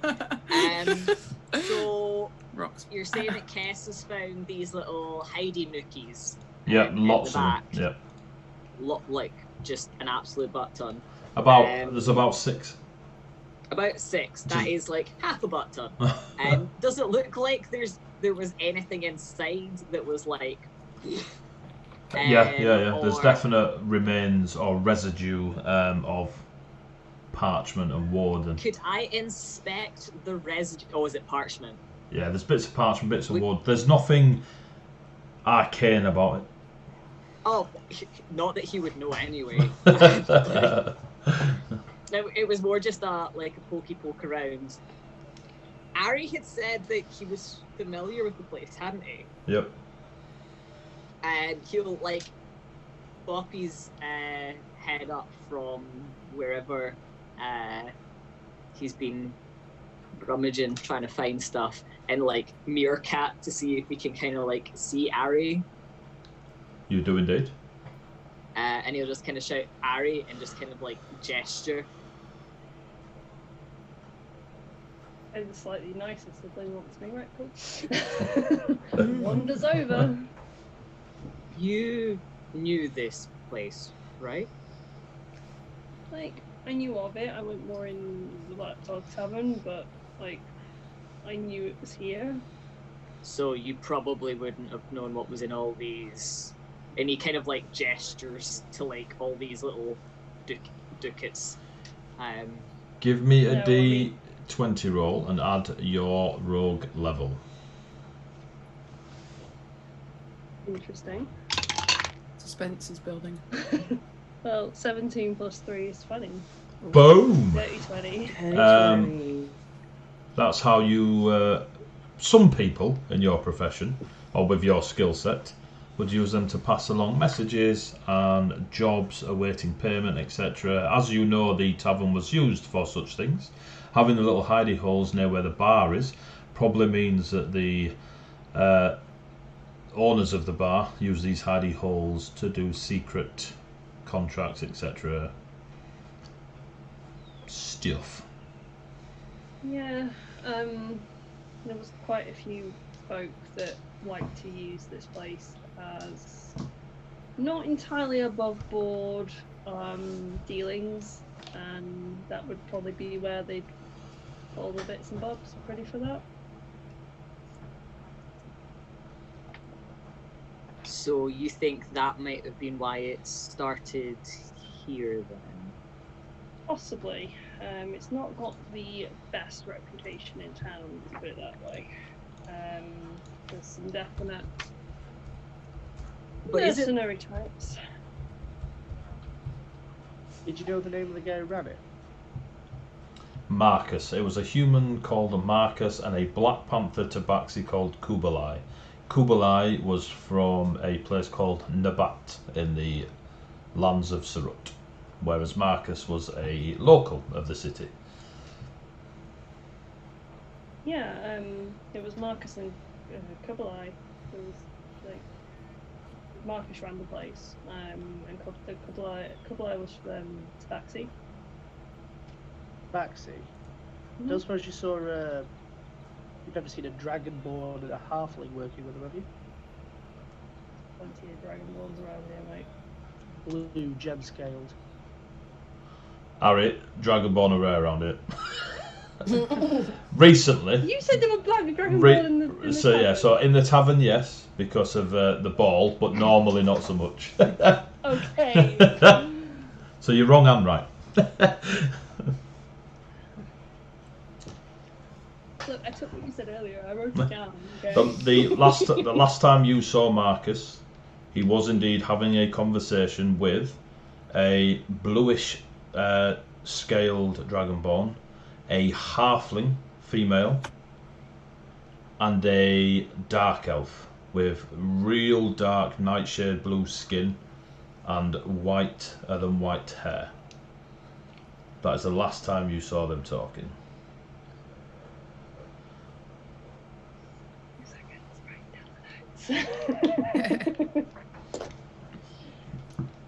Yeah, I mean, last time I saw them was a few weeks ago. Marcus was chatting away with a blue-scaled dragonborn, a woman, and then also there was also a dark elf with them as well. The gesture sort of subtly towards the direction of the orcs. The ones we were speaking with over there said that the owner of this place, a tabaxi, a halfling, and the blue-scaled dragonborn were the ones who made the assassination attempt. Really? That's interesting. We probably need to get out of the open air before I can go any further, but I think I have a working theory. You'll just get like a shrug and a nod from Kess. He's like, I should have a room still available at the Black Dog if you want to go in there. Can do. I made a sort of a statement to the orcs if they heard anything they could find us at Sawdust and Swearwords. You know the guy behind the bar there. Don't suppose you could go let him know, because you're probably quicker than me. Just to, if anything comes there, to let us know or hold on to it. Can you run across the city? I was going to say, are the orcs nearby? Yeah, they're not far. They're not far at all. So whilst you're saying that, Griff's going to start waddling off towards the orcs. A sensible one, yeah, fair. Yeah, you turn. Do you walk up to Alexander? Do you walk up to Victoria? Or another random orc? It'll be Alexander, because that's the one we spoke to most. Cool. Alexander turns as you approach. Hello, Captain. And nods. I'm going to say, in Delphin's voice, you can find us in the Sawdust and in the Sawdust, because that's what he said, and then do that, and then point at the Black Dog. Gets a cheeky grin as you do the mimic. Every time you do that. You're staying at the Black Dog. Well, you'll have to come down and share a drink. We're staying there as well. Yes. Yes. He's going to walk backwards with his thumbs up and go, "Thank you," in Boulderback's voice. You get another smile from Alexander as he turns and he's heading over to the Black Dog. Or that, we could do that. Head back over, gesture at orcs, gesture at Black Dog, thumbs up. Smart move. That's probably more expedient. And then say in Alexander's voice, whatever it was he said, just pop down and have a drink with us. I love it. I mean, they can drink, so... Yeah, that's a contest I'm not getting into. Yeah, I wouldn't advise it. I'll wager on it. In fact, actually, I'm going to look between Xandria and the Orc sister back and forth a couple of times. In between... I think I can work gold out. In between looking between Xandria and Victoria, you see yourself walking towards Victoria with your shadow-bladed katana in your hand. And then... gone. I will make the first look, and then I will stall and just stand there for a moment. And then just shake it off. You did that thing again. You'll be saying that a lot, I think. Yeah. And I'm just going to look puzzled and out of it for a bit. Cool. You okay? Yeah, I'll tell. I think at this rate I'm gonna have to tell you later. Shall we get a room then? Griff's gonna hold his hand out to you as if to gesture to be like, hold my hand, because he doesn't want you to fall over. I will 100% hold the bird's hand and head into the tavern. As Dalefin says, shall we get a room, then Xandria's response is, you have to buy me dinner first. I mean, are you not just a I'll bunch of... jiggle my pouch a little to check. Whoa, Delphin, don't be jiggling on Twitch, alright, man? Jesus Christ. Jiggle my pouch. I mean, for fuck's sake. I said jingle. It's not much better. So, while you all throw your keys in a bowl and walk towards the Black Dog Tavern, you notice that it is... There are, again, the groups of races that you saw before, most of them are now sort of hanging around the Black Dog Tavern, and they're sitting at the seating outside the place. They're all taking a drink, and there are groups of halflings, of orcs, a few Goliath, the halflings, orcs, a few Viconians. The Viconians and the orcs tend to not... none of them are sitting at one another's table, whereas the other races have got a couple of each other at the tables. And yeah, simpatico. Yes, and there are a few very... What's the word? There is a dragonborn. Friendly. No, they're overly charismatic. They stood there, they're telling stories of great battles and brilliant warriors and tales of riding the seas and taking down Leviathans.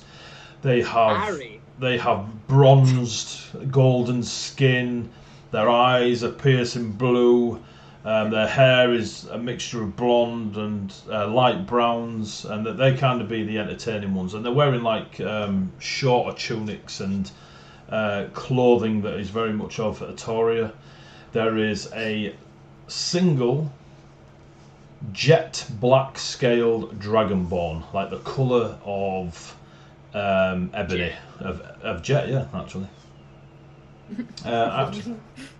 No, yeah, it's jet. The other one's ebony. Yep, it's a jet black dragonborn. They are in a thin shirt with a sort of grey stone colour looking robe that sits on them, and it hangs over their scaled shoulders and chest. He's got an angry pink scar down the left side of his face, and his eyes are the same grey as his robe. He doesn't have a belt. He doesn't have a normal belt. He has like a belt of chain that is iron-ish coloured, but it's clean and shiny. And he's got quite a lot of not dragonborn but lizard folk with him. And their scales, the smaller ones, they're about like quite big geckos. They've got like a greeny brown scaling to them. Not far from him is a 7-foot red scaled, dark red on the outside, and it goes paler as it gets to the softer areas, lizard folk, who is wearing nothing on their top half and is just covering whatever modesty lizard folk have. But it's just this hulking T-Rex looking mother kipper. And they have nobody talking with them. But the tavern is full. As you enter the tavern, here's one I made earlier. There is a young-ish silver-haired human stood behind a very large desk in the foyer. Blue, sparkling eyes. A very unusual mark on their arm that doesn't mean anything to anyone. He is dressed. It doesn't form an actual shape that you recognise. It is just a mark on his arm. Jiggle, jiggle. Oh my. You know this person to be Lucan, Harry. There is behind him on a armour stand is a suit of scale mail, and there is a glaive resting on a weapons rack on the wall behind it. He stood at the main desk to the foyer. You walk in And as from the outside, it looks like an enormous hotel. You walk in and you get the same feeling. It's very nicely polished wooden floors. There is a thick oaken desk that Lucan is stood behind. To the right there is a large dining area. Behind the desk are 2 sets of stairs that lead up to the upper levels. There's an inner balcony that stretches between the 2 stairways so you can look down onto the reception area. There is a single door on the right hand side of the stairways. Yeah, it's closed. Ari, you know what's behind that door. But yeah, so yeah, you've got the dining area and bar area to your right. And to the left is like a large waiting area. The bar area and dining area, again, full of halflings, lizard folk, orcs, Viconians, Atorians.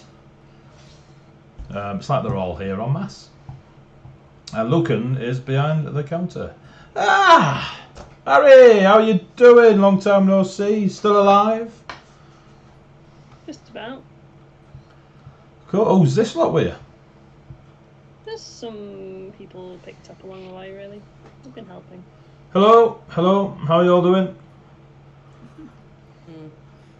Oh wow, one of them. Not too bad. Lovely. Room, drink. What are you here for? They all wanted rooms. What's going on? I mean, I've already got a room, but I'm presuming we want rooms, yeah? Decent place to camp and a decent drink and meal sounds perfect if you can accommodate.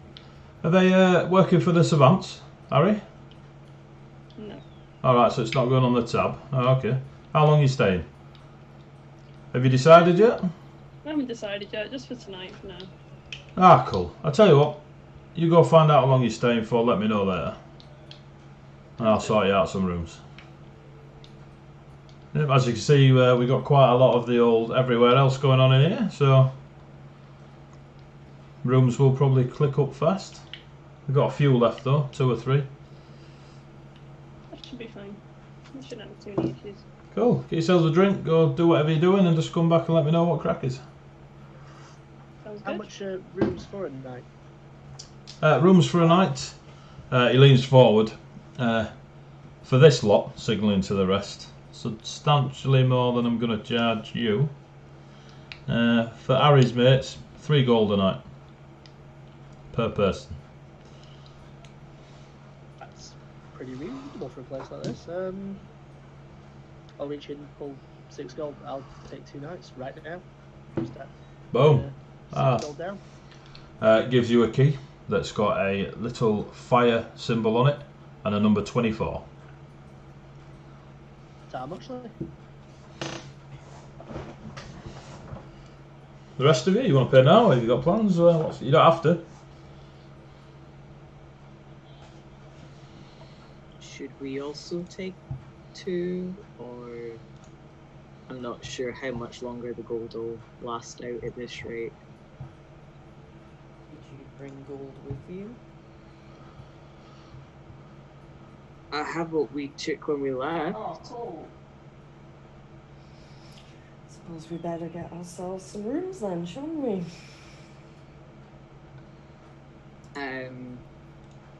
So I'm presuming you have the same amount I have, because I can't afford to pay for 2 of us for 2 nights. I can do 2 for a night and a half, or I got 10 gold, so Got 10 gold. 10 gold, that's it.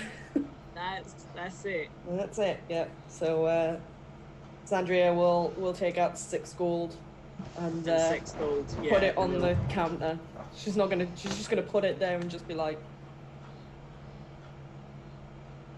He'll kind of like stack his like beside and kind of. Logan looks at Zandria with a very like okay, and just scoops the gold.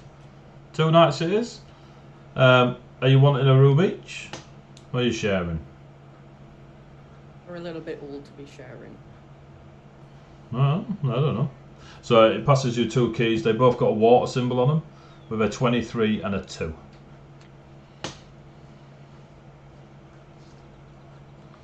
Do you have a preference, or? No. takes the key. Lovely. You there? This is Greg. Hello, Griff. Are you staying? Hello. Don't think we've. Don't think I've seen. Kenku, is it? Hmm. I don't think I've seen a Kenku for 10 years. Lucan only looks about 18. Ta-da. He's going to say in Lucan's voice, later. Oh, okay. Looks at Harry. He's a good sort. Yeah, no worries. So yeah, just stares at you all. Harry's like, I'll go to the bar, like, we'll go and get some drinks and stuff. Thanks, Lucan. See you No later." worries. Take care. See you later. Thanks, Thank you very Lucan. much. Goodbye, Griff. Harry's voice. So you all go to the bar?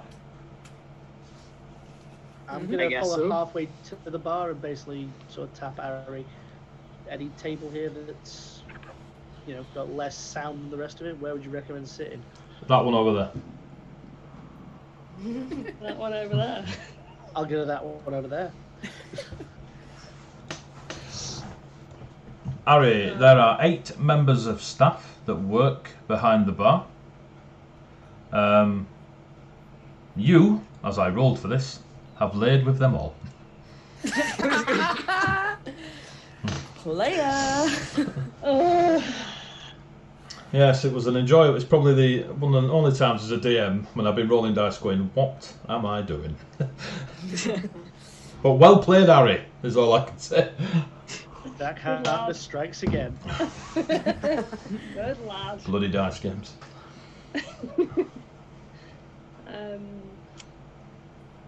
Harry kind of looks at Andrea.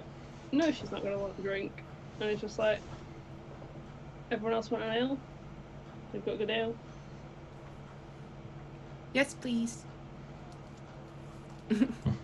I'm okay, thanks. Okay. Andrea's already just gone past Harry straight to the bar. Cool. As you...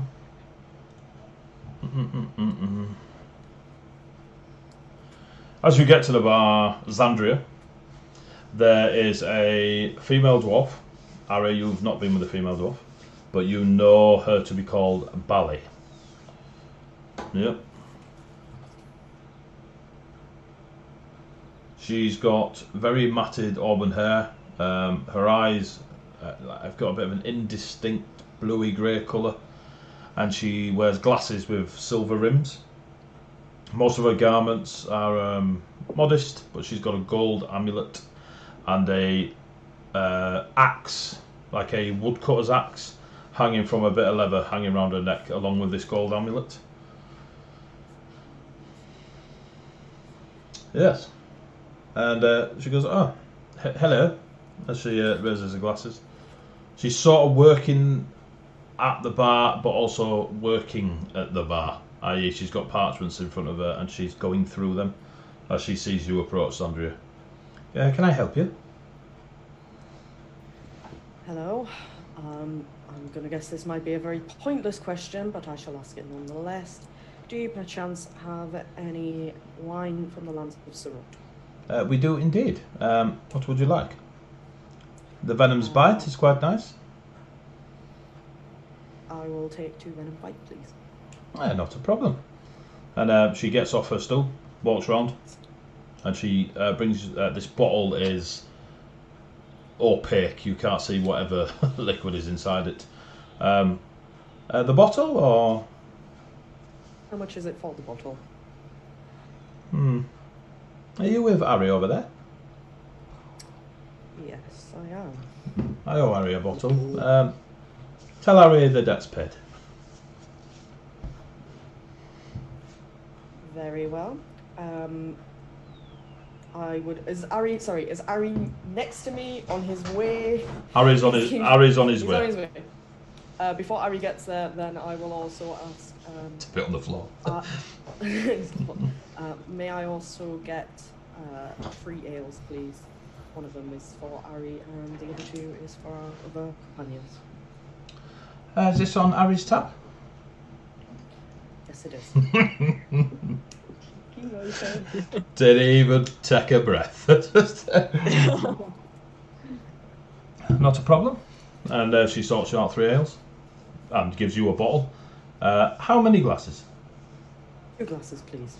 She gives you 2 green glasses. Seeing glass drinking vessels is a rarity. La la, I'm being spoiled. Anything else there? Not a problem. And she gets back on her stool and starts going through a parchment.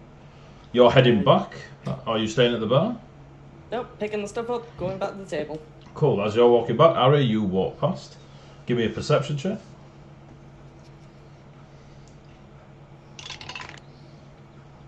Well, that's 7. Cool. Other than seeing a bottle, 2 glasses, and 3 ales, you've no idea what's in the bottle or what the bottle is. You get to the bar. Are you off to Bally or are you off to one of the lower staff? The peasants. To be fair, we probably just go for the first available person. If Bally's there, we probably go for Bally.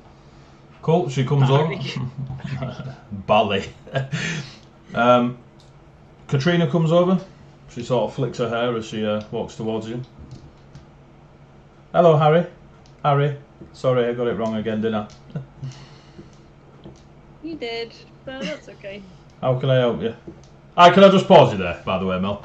The amount of NPCs that I've got to play in different funny little voices, all in Yorkshire, trying to tie it up with you, has been my life's worst challenge, alright? And we're only 4 sessions in, alright? Well, I mean, you did say there was 8 bars up and you slept with them all, so... Yeah, well, I decided to do random shit, didn't I? You know what I mean? Try, you know, apparently dungeon masters and all that palaver. Next time, you just fight a fucking dragon, alright? That don't exist. We'll probably win. So, yeah. Or you'll sleep with it. So, Katrina walks over. Yep, let's 3, 2, 1.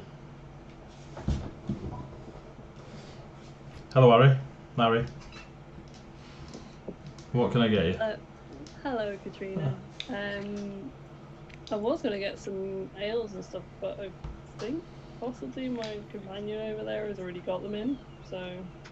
Katrina looks across at Xandria and she's like, companion? You're lucky. So she's available. I don't know, to be honest. I really don't. It's not like you. She's a prickly one. Oh. Did she say no to the mighty Harry? Maybe. Wow. Colour me impressed. What would you like to drink? I think I want something a bit stronger than ale.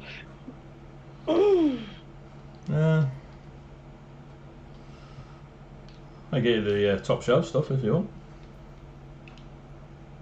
Yeah. She shouts across the Barley. Those days. Barley, have we got any top shelf? Barley looks across. Yes, we do, but you might have to go get some out the back. Okay, so Trina bugs off out the back. About 5 minutes passes. She comes back with a visor on, welding mask and 2 gloves. She comes back with just a see-through bottle, and it's got a brown liquid in it. And as she corks it, there's a very pungent, fruity smell. I got some of this. Do you want the bottle, or or just a tipple? Just a glass. Yeah, just a tipple's fine. She pours you some up. As you bring it towards you, it is spicy. That's a goal to go. That's fine. Is it on the Savant's tab or is it on yours? It's on mine. Okay. Well, we'll collect at the end of the month as per. That's fine. He takes it and he goes back. Well, he goes over to their table with his extra drink. Cool. Back at the table. Xandria, you get there a couple seconds, about a minute before. Unless you need that minute to do anything, you're all at the table. You're all at the table. A cat runs past and meows. Quick, grab it. Stealing the Followed by a halfling and an orc. Xandria puts on the table 3 ales, a bottle in a black glass bottle, and 2 green glasses. Yes. So, glass in front of Cass, bottle beside Cass, because Xandria will be sitting next to Cass, and then an ale passed to Aelfin, an ale passed to Griff, and 1 left for Ari. Compliments of Ari. Raise the mug and take a big swig. Squint, but we'll do the same. Confused eyebrow raise and then kind of looks at the ball. What did you find? Did you pour the drink, Xandria, the wine? Yeah, I uncorked it and started pouring it. Cool. Oh, you started pouring it. As Xandria pours out the into the 2 glasses, the green glass and the liquid that comes out has a very almost neon green to it, but without the brightness. So it's got that sharp green to it, but it's not bright, illuminated. And pouring it into the green glass as well, it's got a very surreal swish to it as it pours in. But as soon as she pops it, there is it is. It's like Becky. What's the tea tree? Is it tea tree? Oh, tea tree. Yeah, tea tree smell. You know, that vaporous. Yeah. Yeah. Yeah. Oh, all about the immersive description. Shampoo. Smells like shampoo. Smells like tea gel. Yeah, you got a very tea tree smell that's coming from it. Smells like desert wine. It smells like desert wine. You can't smell anything, Harry. Your drink in front of you is drowning out all other smells. all other smells. Oh boy. Smell is gone. And I contemplates it for a second and just like takes a little sip. Constitution check. Um, On the floor. as you take a sip, it is smooth, and you can imagine drinking this on a winter's festival eve when a large fat northerner in a red jacket comes round, and it just reminds you of sat by a fire in winter, almost like the image is there in your mind as you are drinking it, and it is just super warm and smooth, like drinking. It's got the texture of honey as you drink it, but it's got the heat of a winter's fire. But it's really, really nice. It's obviously a little bit, but it doesn't put you on your ass or anything. Keep sipping. Yeah. So, keep sipping. Those that drink the ale, it is wonderfully crafted. Nothing but the best in the Black Dog Tavern. You notice that the amount of, like, the size of the building and how busy it is, they could probably get in the good stuff. It is very, very nice ale. Xandria Kess, do you drink the wine called Venom's Breath? I mean, since it's wine from Sarut, would we be able to recognise it as a wine that we have previously drank? Venom, this wine, probably not drunk it, as it's 200 gold a bottle. So it's usually. Thank you, Ari. Thanks, Ari. Wow. Usually drunk by the sultans, etc. In Sarut. Those are very high, not necessarily high ranking, but those golden rules. Those with the gold make the rules, and they generally drink Venom's Breath. You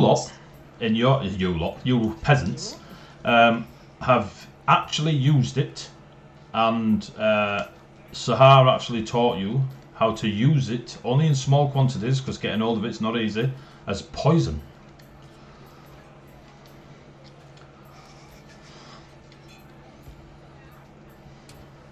Nice. So as you pour it,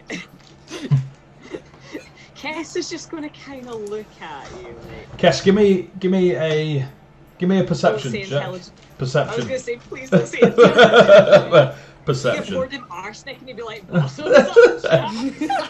Because all you've seen is Xandria pour you a green liquid. Yeah, no, that's groovy. That is a 19. Cool. So you could guess. The first guess that came to your mind would be Venom's breath, but you've never seen it in this quantity. You've only ever had, tiny bits in front of you that have been applied to little spines and darts and arrow tips. It obviously had stuff done to it beforehand, but yeah. Like, he'll give it kind of a sniff and like kind of look at him like, is this Venom's breath? Mm-hmm. Ari, you're impressed that she's afforded to buy a bottle of Venom's breath? Ari's breath. That's what it could have been if you'd have rolled higher. I thought he'd fill it in there.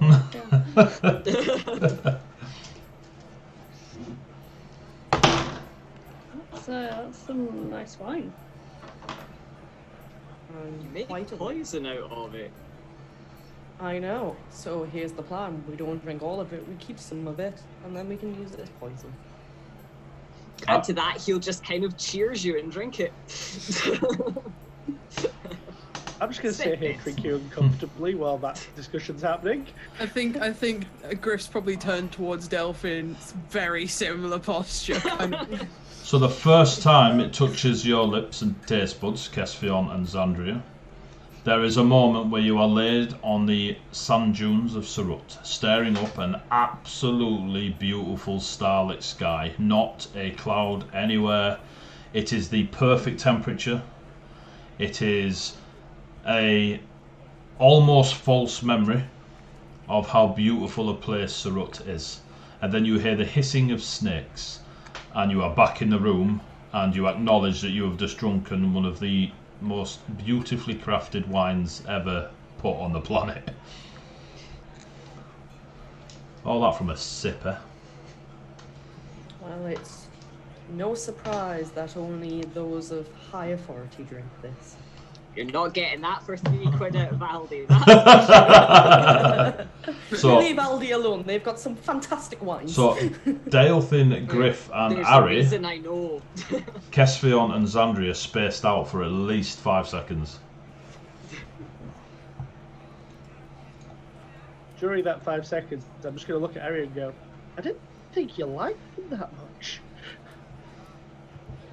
What do you mean? She's gone to the bar herself. Yeah, they said it was courtesy of you. What? 5 seconds have gone. As Daelthin puts his shit stirring spoon away. just gonna look at Kes and go, did you feel home for a second, or was it just me? It tastes as good as the sky at night looks. And like takes another sip and just like stares into the middle distance. Kesvion, on your second sip, give me a wisdom save. You should be fine. 1 sec, I'm just trying to find my saves. Oh, I might not be. That is a 14. Cool. That's how high the DC is. Cool. Oh, that's what I like to hear.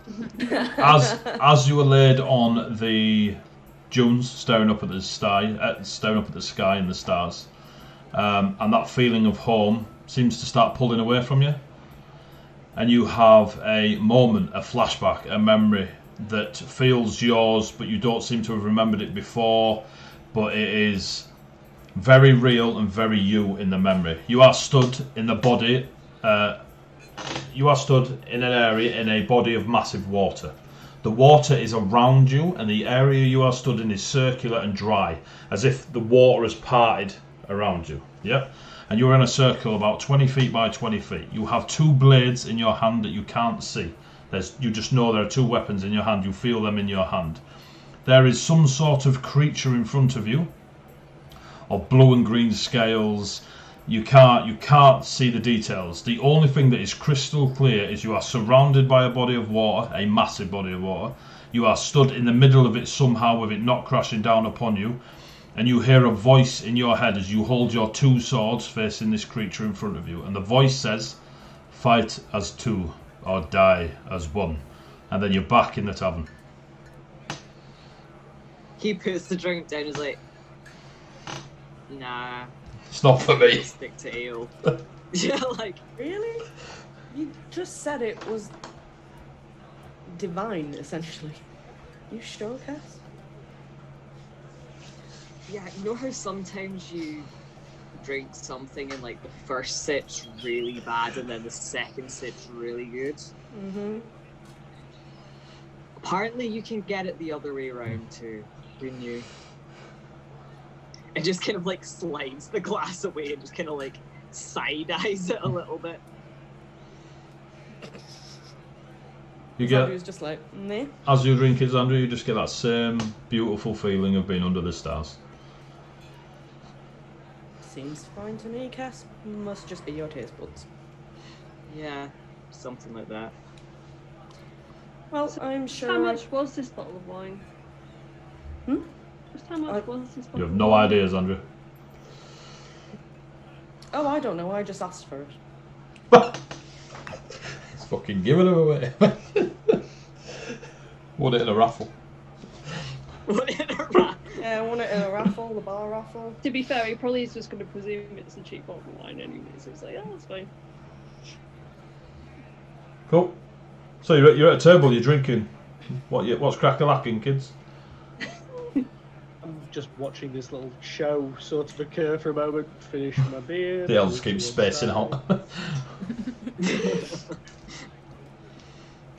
Okay. I'm then going to pull the little silver coin out and just place it in the centre of the table. Is there a role to make it unsubtle, what I'm doing? Like, if someone was watching, they'd see me do it. Performance. Say that again. Basically, the intent is to show everybody and Yeah. make it look like I'm trying to be secret. Sleight of But I hand. kind of want someone else to see it. Sleight of hand, mate. Okay. So you are avoiding other people seeing it, but showing it to your companions. No. Okay. He is showing it to Deliberately as making many it people as possible while making it look like he's trying to hide it. that. He's being unsubtle. Instead of being subtle, where you're like, no, you don't want to see it. It's like, no, you don't want to see this. Basically, the intent is to see if anybody in the bar recognises the coin.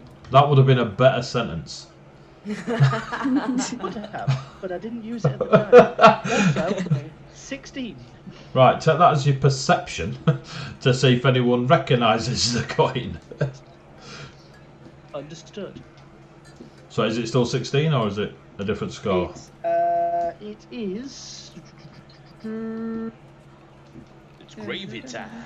Oh, It's gravy time. yeah. Alan Singed, is it? Alan Singed. Thank you very much for the follow. It's gravy It's a 14 time. now. 14 now. Cool.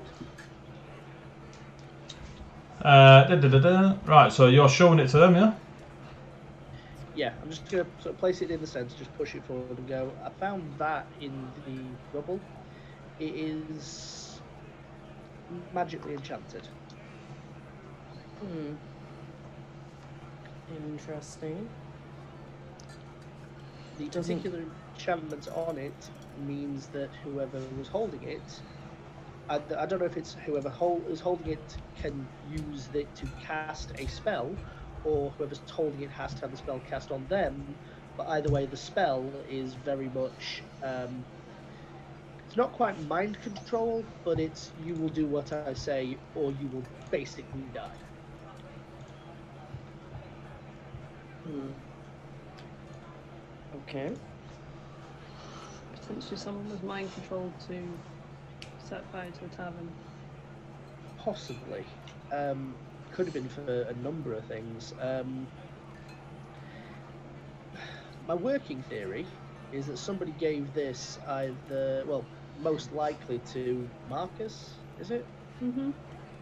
And may have used them to perform, well, to burn the place down, but more likely as well to attack the ball.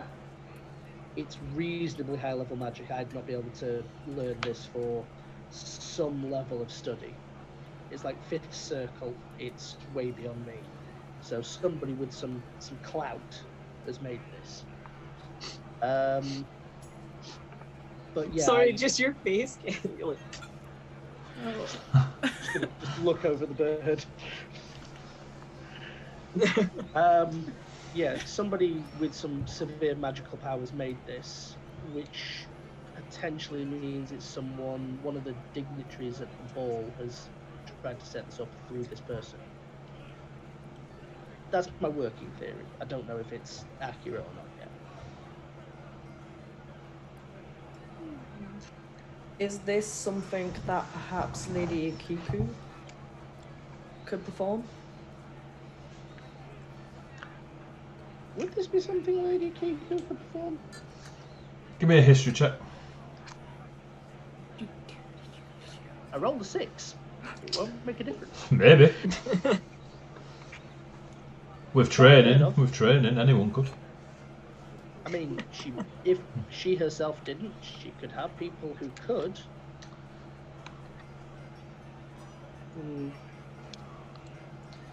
Well, I suppose until we figure out who the coin belongs to, there's not much more information we can get from it, is there?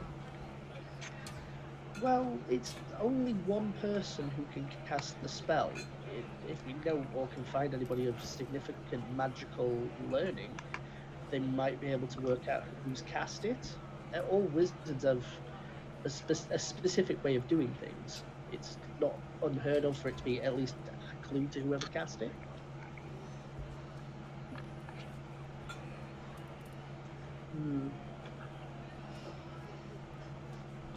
I'm wondering if we can possibly use the coin to fish out the owner of it. It's possible if you can find a diviner. I mean, I knew a reasonably good one back in May, but the odds of them being here are so very tiny. But they're everywhere, from what I understand. The magic's studied everywhere. Can probably find one. Harry, you know this city well. Do you know anyone who could do such a thing? I don't really deal with a lot of magic stuff. It's not really my forte. Just because it's not your forte doesn't mean you don't know somebody who could possibly do it. Got a point. Do I know anybody who could possibly do it? Do I?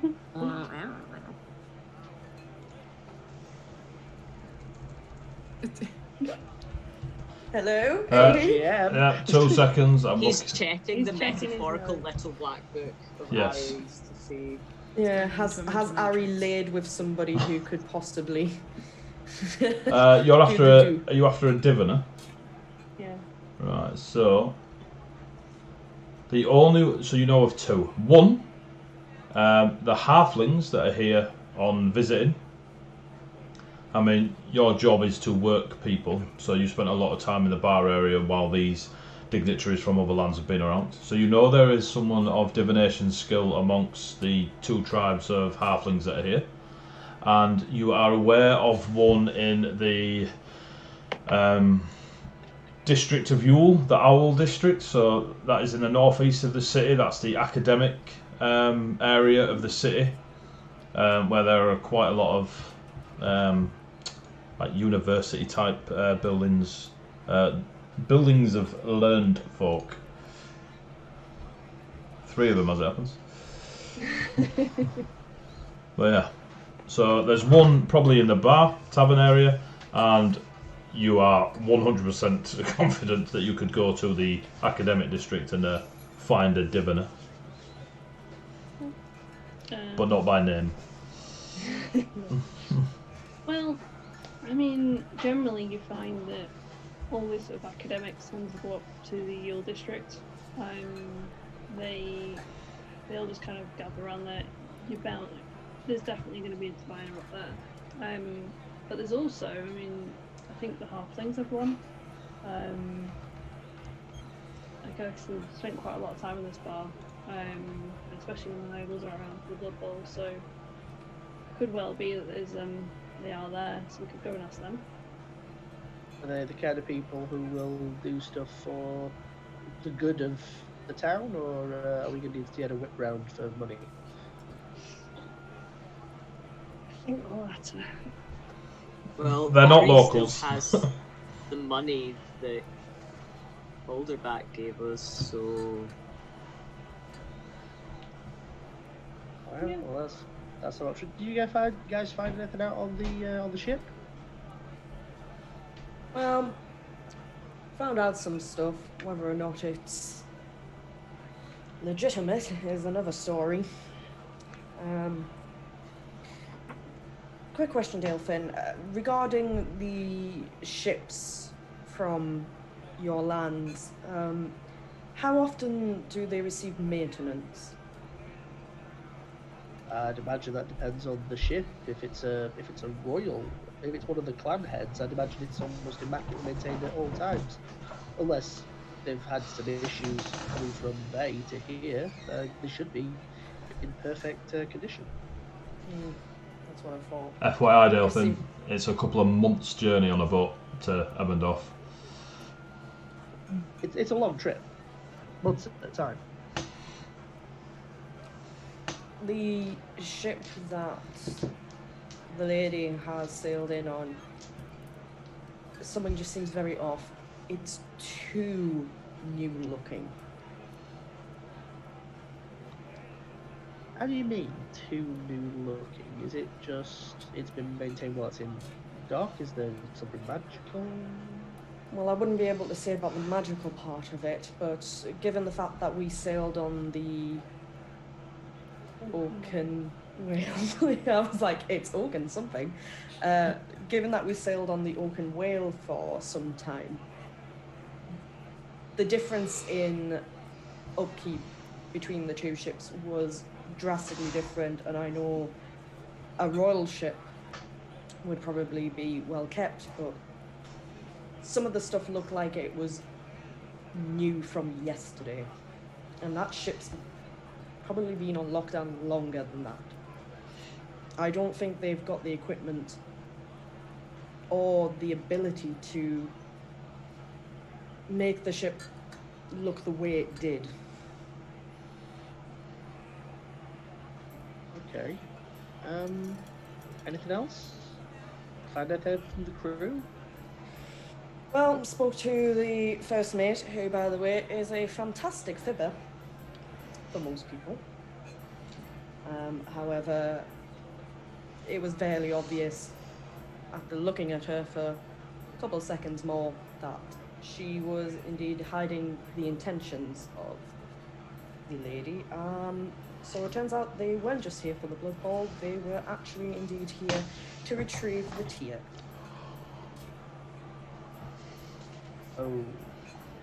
Okay. AD, the tier in Dalefin. Bay history Yep, that you failed to roll on, yeah. that I failed to roll on. I need to start racking my brain a bit better. I'm actually going to pay attention this time. Okay, give me a religion roll with disadvantage. Sounds good. You will gradually get better. We hope. The 14 on disadvantage. Okay. The Elman Beleth is the tier, so you know it as tear. Yep, so like a rip. You were also aware that obviously in Vay, the fiendish tears and rips and rifts and stuff are a common thing. And there is a... When Xandria says it a couple of times, you can't help but think she means tear, but you can't remember much more than that. Now that, I mean, you've tried twice. But it just rings like she's saying it wrong. You mean tear? No, I mean tear. I literally just have a moment of sort of like trying to process that in my head as just not the two words meaning something different to me. Right, okay. And they were here to collect. That seems just wrong or odd. Yes. They- Captain Satoru made out that it belongs to the dynasty. Right. I mean, we've been around a while. It might have done. I can't say I've properly heard of it myself, but no. When we were speaking with the orcs, Lady Ikika was at. They mentioned that she was at the ball, but she only had one person with her. Oh, we That's- saw him. I'm gonna stop and just turn you away, Cassian. Right where? Where did you see him? At the wall, he didn't look so hot. It looked like he was trying to get back on the boat. And Shit. it was. Vessel. You just saw him? Yeah, just on his own. Or I presume it was him, big bird head. I'll take your word for it. I don't know much about Clan Natsu. Not you, Griff. Not you, Griff. It was more in the sense of like Kenku, but No, a helmet. Right. Okay. With fangs and stuff. On his own. Okay, I think we need. I think the next stage is probably talking to him, finding out what he knows. In my opinion, but if she has actually come here for it, and what do you guys want to do? Because I've kind of promised a very large and angry Minotaur that I'd get to the bottom of this for the honor of my clan. Well, that's fine because we promised that we would help the captain and the lady make their way out of this city. So you guys promised one thing, and I promised a completely separate thing. Oh, but here's the difference. I didn't make a promise that I will keep if it turns out that I'm being played. Which part of me feels like something isn't adding up here. Yeah. No, that's definitely. Maybe. Also, getting to the bottom of it doesn't necessarily mean giving them the answers. For me, it does, unfortunately. If I've said I'm doing something, I've got to kind of follow through on it. But I didn't promise them, so. We're just going to gesture at the coin. Maybe she was the one being influenced? But why would it be there?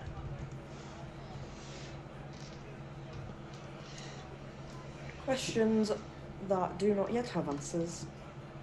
But I imagine we will probably find something. Especially if we can find out who owns this coin. Speaking of which, with the amount of time we've been sort of gesturing and pointing and the rest of it, with that roll, did I get the sense anyone was looking? You did indeed. There was Victoria Kotova from before. She was sat staring across at you lot to start with, just in recognition from before. She sat. There's quite a few more orcs sat around her in similar colour, sky blues and silver trims to herself. But they sort of sat around her, like horseshoed at her. She's clearly the head of that group. She looks over every now and then. She focuses on the coin a little bit. There is a Goliath. She's big, like 7 foot big. She's still dressed in outdoor attire, like she spends a lot of time outdoors. And her hair is dreadlocks that hangs in a big thick bunch that she's put a tie behind, and it just hangs down her back. And her eyes are the colour of green grass. And she steps, she goes to the bar a couple of times, she comes back, she's very graceful in her stride. She don't bump into people. But she looks over. There's no like real, oh my god, it's the coin, but they pay more attention than other people do when you're showing this coin about. Okay. I'm going to keep this one a little lower just in case anyone was listening. What do we want to do with this, by the way? Because if my other theory is right, and holding onto this coin could have the spell cast on you, that could end badly for one of us. Or probably all of us. I mean,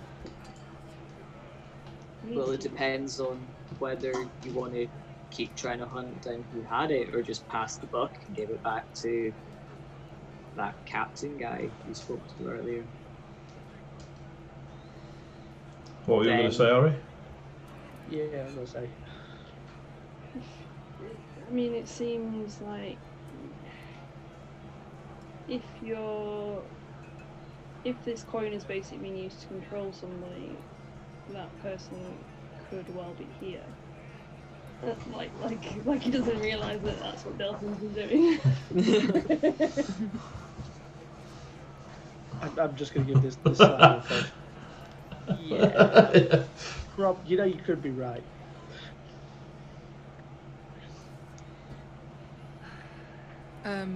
Griff's gonna like put his hand on the table out and be like, safe? As in, put it in a safe. You to give it some. You are the person to keep it safe. Both fine with me.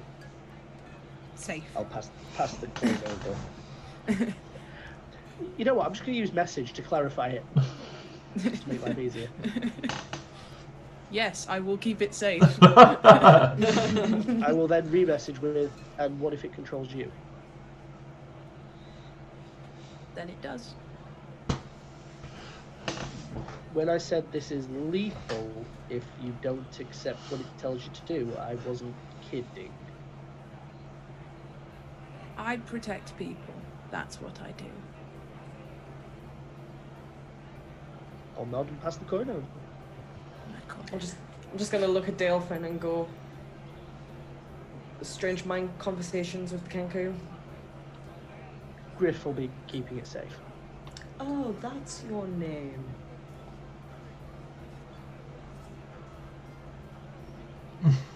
Slinks back a bit, picks up his glass. Apologies, we had not actually been given your name. Sure. I've mentioned it, they've mentioned it. It was said at the door. Yeah. I didn't know if that was their name or just the name you had given them. As that conversation's going on, a bard's playing a fiddle towards you. Here's the beautiful tension, turns around and buggers off the other way. Kess has decided to start drinking that wine again. Oh, God. Cool. Actually, maybe I was wrong. Maybe it just needs a thirst. What could possibly go wrong? You are laid on the sand every time you take a mouthful, looking up at the stars. But this time, you hear the sound of the ocean. Every time you drink it. Same scene, line up at the stars on the sand. Feels like home, but you can sound like when you put your ear to a shell. Ah, the desert ocean. Yes. A rarity. From just an arcanist point of view, I'm just going to be sat watching this going. It's just Sandria behind him going shh. just let him. Let him have a moment. Yeah, like I think he's like taking a sip and then almost being like. Yeah, Kesfion looks away with the fairies. It's not the usual wine and syrup that we are privy to. He will ask you though, Sandria, if you hear the ocean when you drink it. Brother dearest, why would I hear the ocean in the desert? He just kind of like shrugs and like pops it back down and does push it away that time. Okay, that's not even something I think I can deal with. Griff's gonna awkwardly be like, I've kind of had enough of this conversation, and he's gonna do something he kind of does on the regular. He's just gonna be listening out for interesting voices, anyone saying anything cool that he can remember. Give me a perception check. Honestly thought you were going to say, I'm going to go Dance. Very tempted to, but we just scared the bards off. So. I was half expecting. I'm bored of this conversation. I wax Andrea. I mean, no. I'm just checking my pluses, sorry. Perception, yeah. 18. Oh, cool. 18. So, you hear Victoria talking to her brother Alexander. Yep. Again, about trying to go, and she's just going to kill them if they try and stop her. She's had enough. She don't like being cooped up. She needs the tundras beneath her feet again, and she's just kind of going off on a very angry, homesick rant. Mm-hmm. You hear, and as you look across, you see a halfling who is in red and grey tartans, talking to a young female halfling in red and blue tartan. The red and grey, he is a old halfling. He's got rabbit furs that decorate his leather belt and over his shoulders and stuff. He's got a beige shirt, he's got a straight collar and like a twisted silver necklace around his neck. Obviously it's a necklace. It looks like he's dressed to look of rank. The young female halfling that's talking to him, she has deep red auburn hair, green eyes, and they're arguing. And you catch her saying to him, "But he's disappeared, I need to know where he is." And the chief is like, "Guinevere, calm down, we're doing what we can to find him." Yep. Mm-hmm. And she goes, "He's my uncle, he's all I've got." Okay. Yep. You see one of the Atorian humans stood on a table. He's an Adonis from whatever place you are in the world. His hair is short and kinky black. His eyes are beautiful, like glowing hazel. He's ripped his shirt off. He's pouring red wine all over him. He is just calling in a language you don't know, but he's clearly... do any of you speak Celestial? No. Cool. The one time I have a character that doesn't speak Celestial. The language he is speaking, it is almost like he is singing in perfect harmony without it being sung. But he's clearly had a few, and he's surrounded by a few others of the same bronze skin, and they're all cheering and drinking ale. A few of the halflings and a couple of the orcs have come over, and they're sort of having a bit of a thing. You do hear mention of Lady Akiku definitely did it, is what's getting said in the tavern. Serves the Victor and Karina right, inviting us all here just to show off, etc. There's a bit of a mix between diplomatic talk of, you've got to show face, remember we've got our kings and queens and lords and ladies and gaffers of whatever flavour they are back home to make sure that there's no animosity. You've got other talk of people essentially going, screw 'em, like if they want to go, we've got bigger armies, mainly Victoria to be fair, is essentially trying to tell everyone in there that she can take them all down. You do hear, and this is the one that will probably stick out more to you, from the Jet Dragonborn.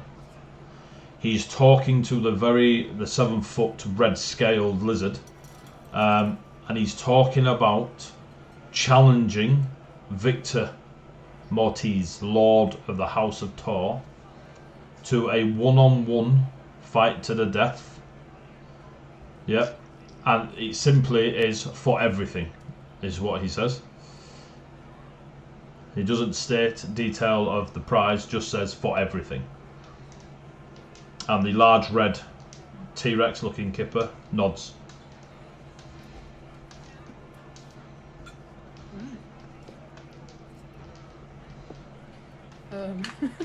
That is a brilliant after watershed sentence there. Forrest spoke, just saying. 1v1 me in the pit. You know what I mean? Wow. After having detracted attention away from mainly Xandria, because she didn't even bother learning his name, rude. And he will have kind of ticked between conversation. And to be honest, he's not the most subtle person, but he's not but he might be kind of minding in the direction, but that last one he'll kind of and look at Delphin and then kind of nudge sort of like mid-drink or whatever conversation's going here, I'll just go. You alright? And I will. Was the Dragonborn saying that stuff loudly? They weren't whispering, but they weren't announcing it. You feel you caught the conversation rather than heard it because it was loud.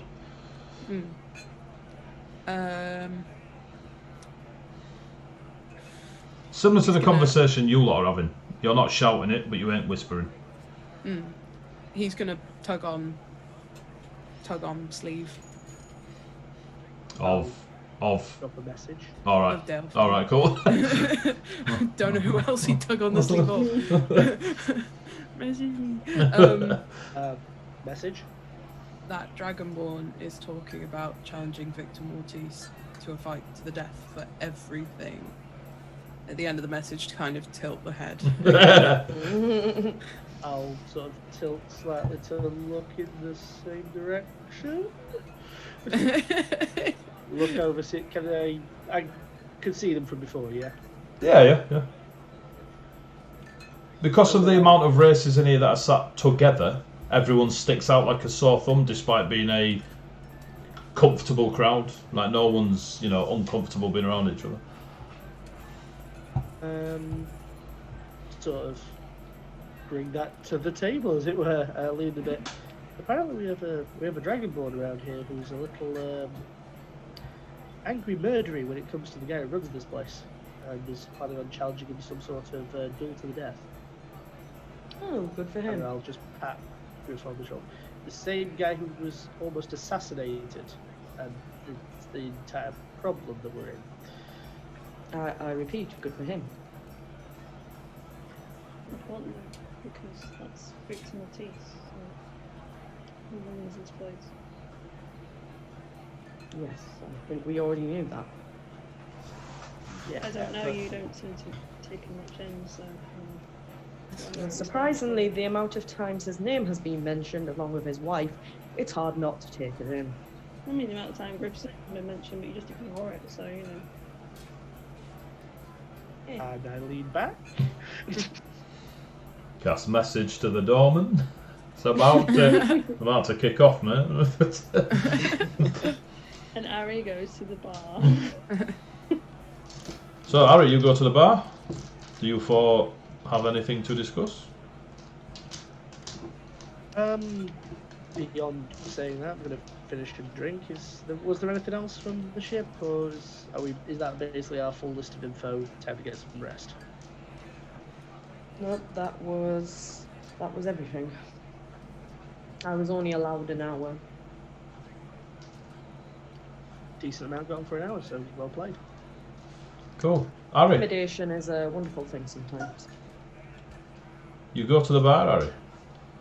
Are you approaching anyone in particular? You have to see Katrina? Are you talking to Bali? What are you doing? He's more kind of glancing behind him, see if they're kind of noticing that he's disappeared and kind of going out to the front desk. Okay, you go out to the front desk. Lucan is stood there. He's just finished talking to two humans.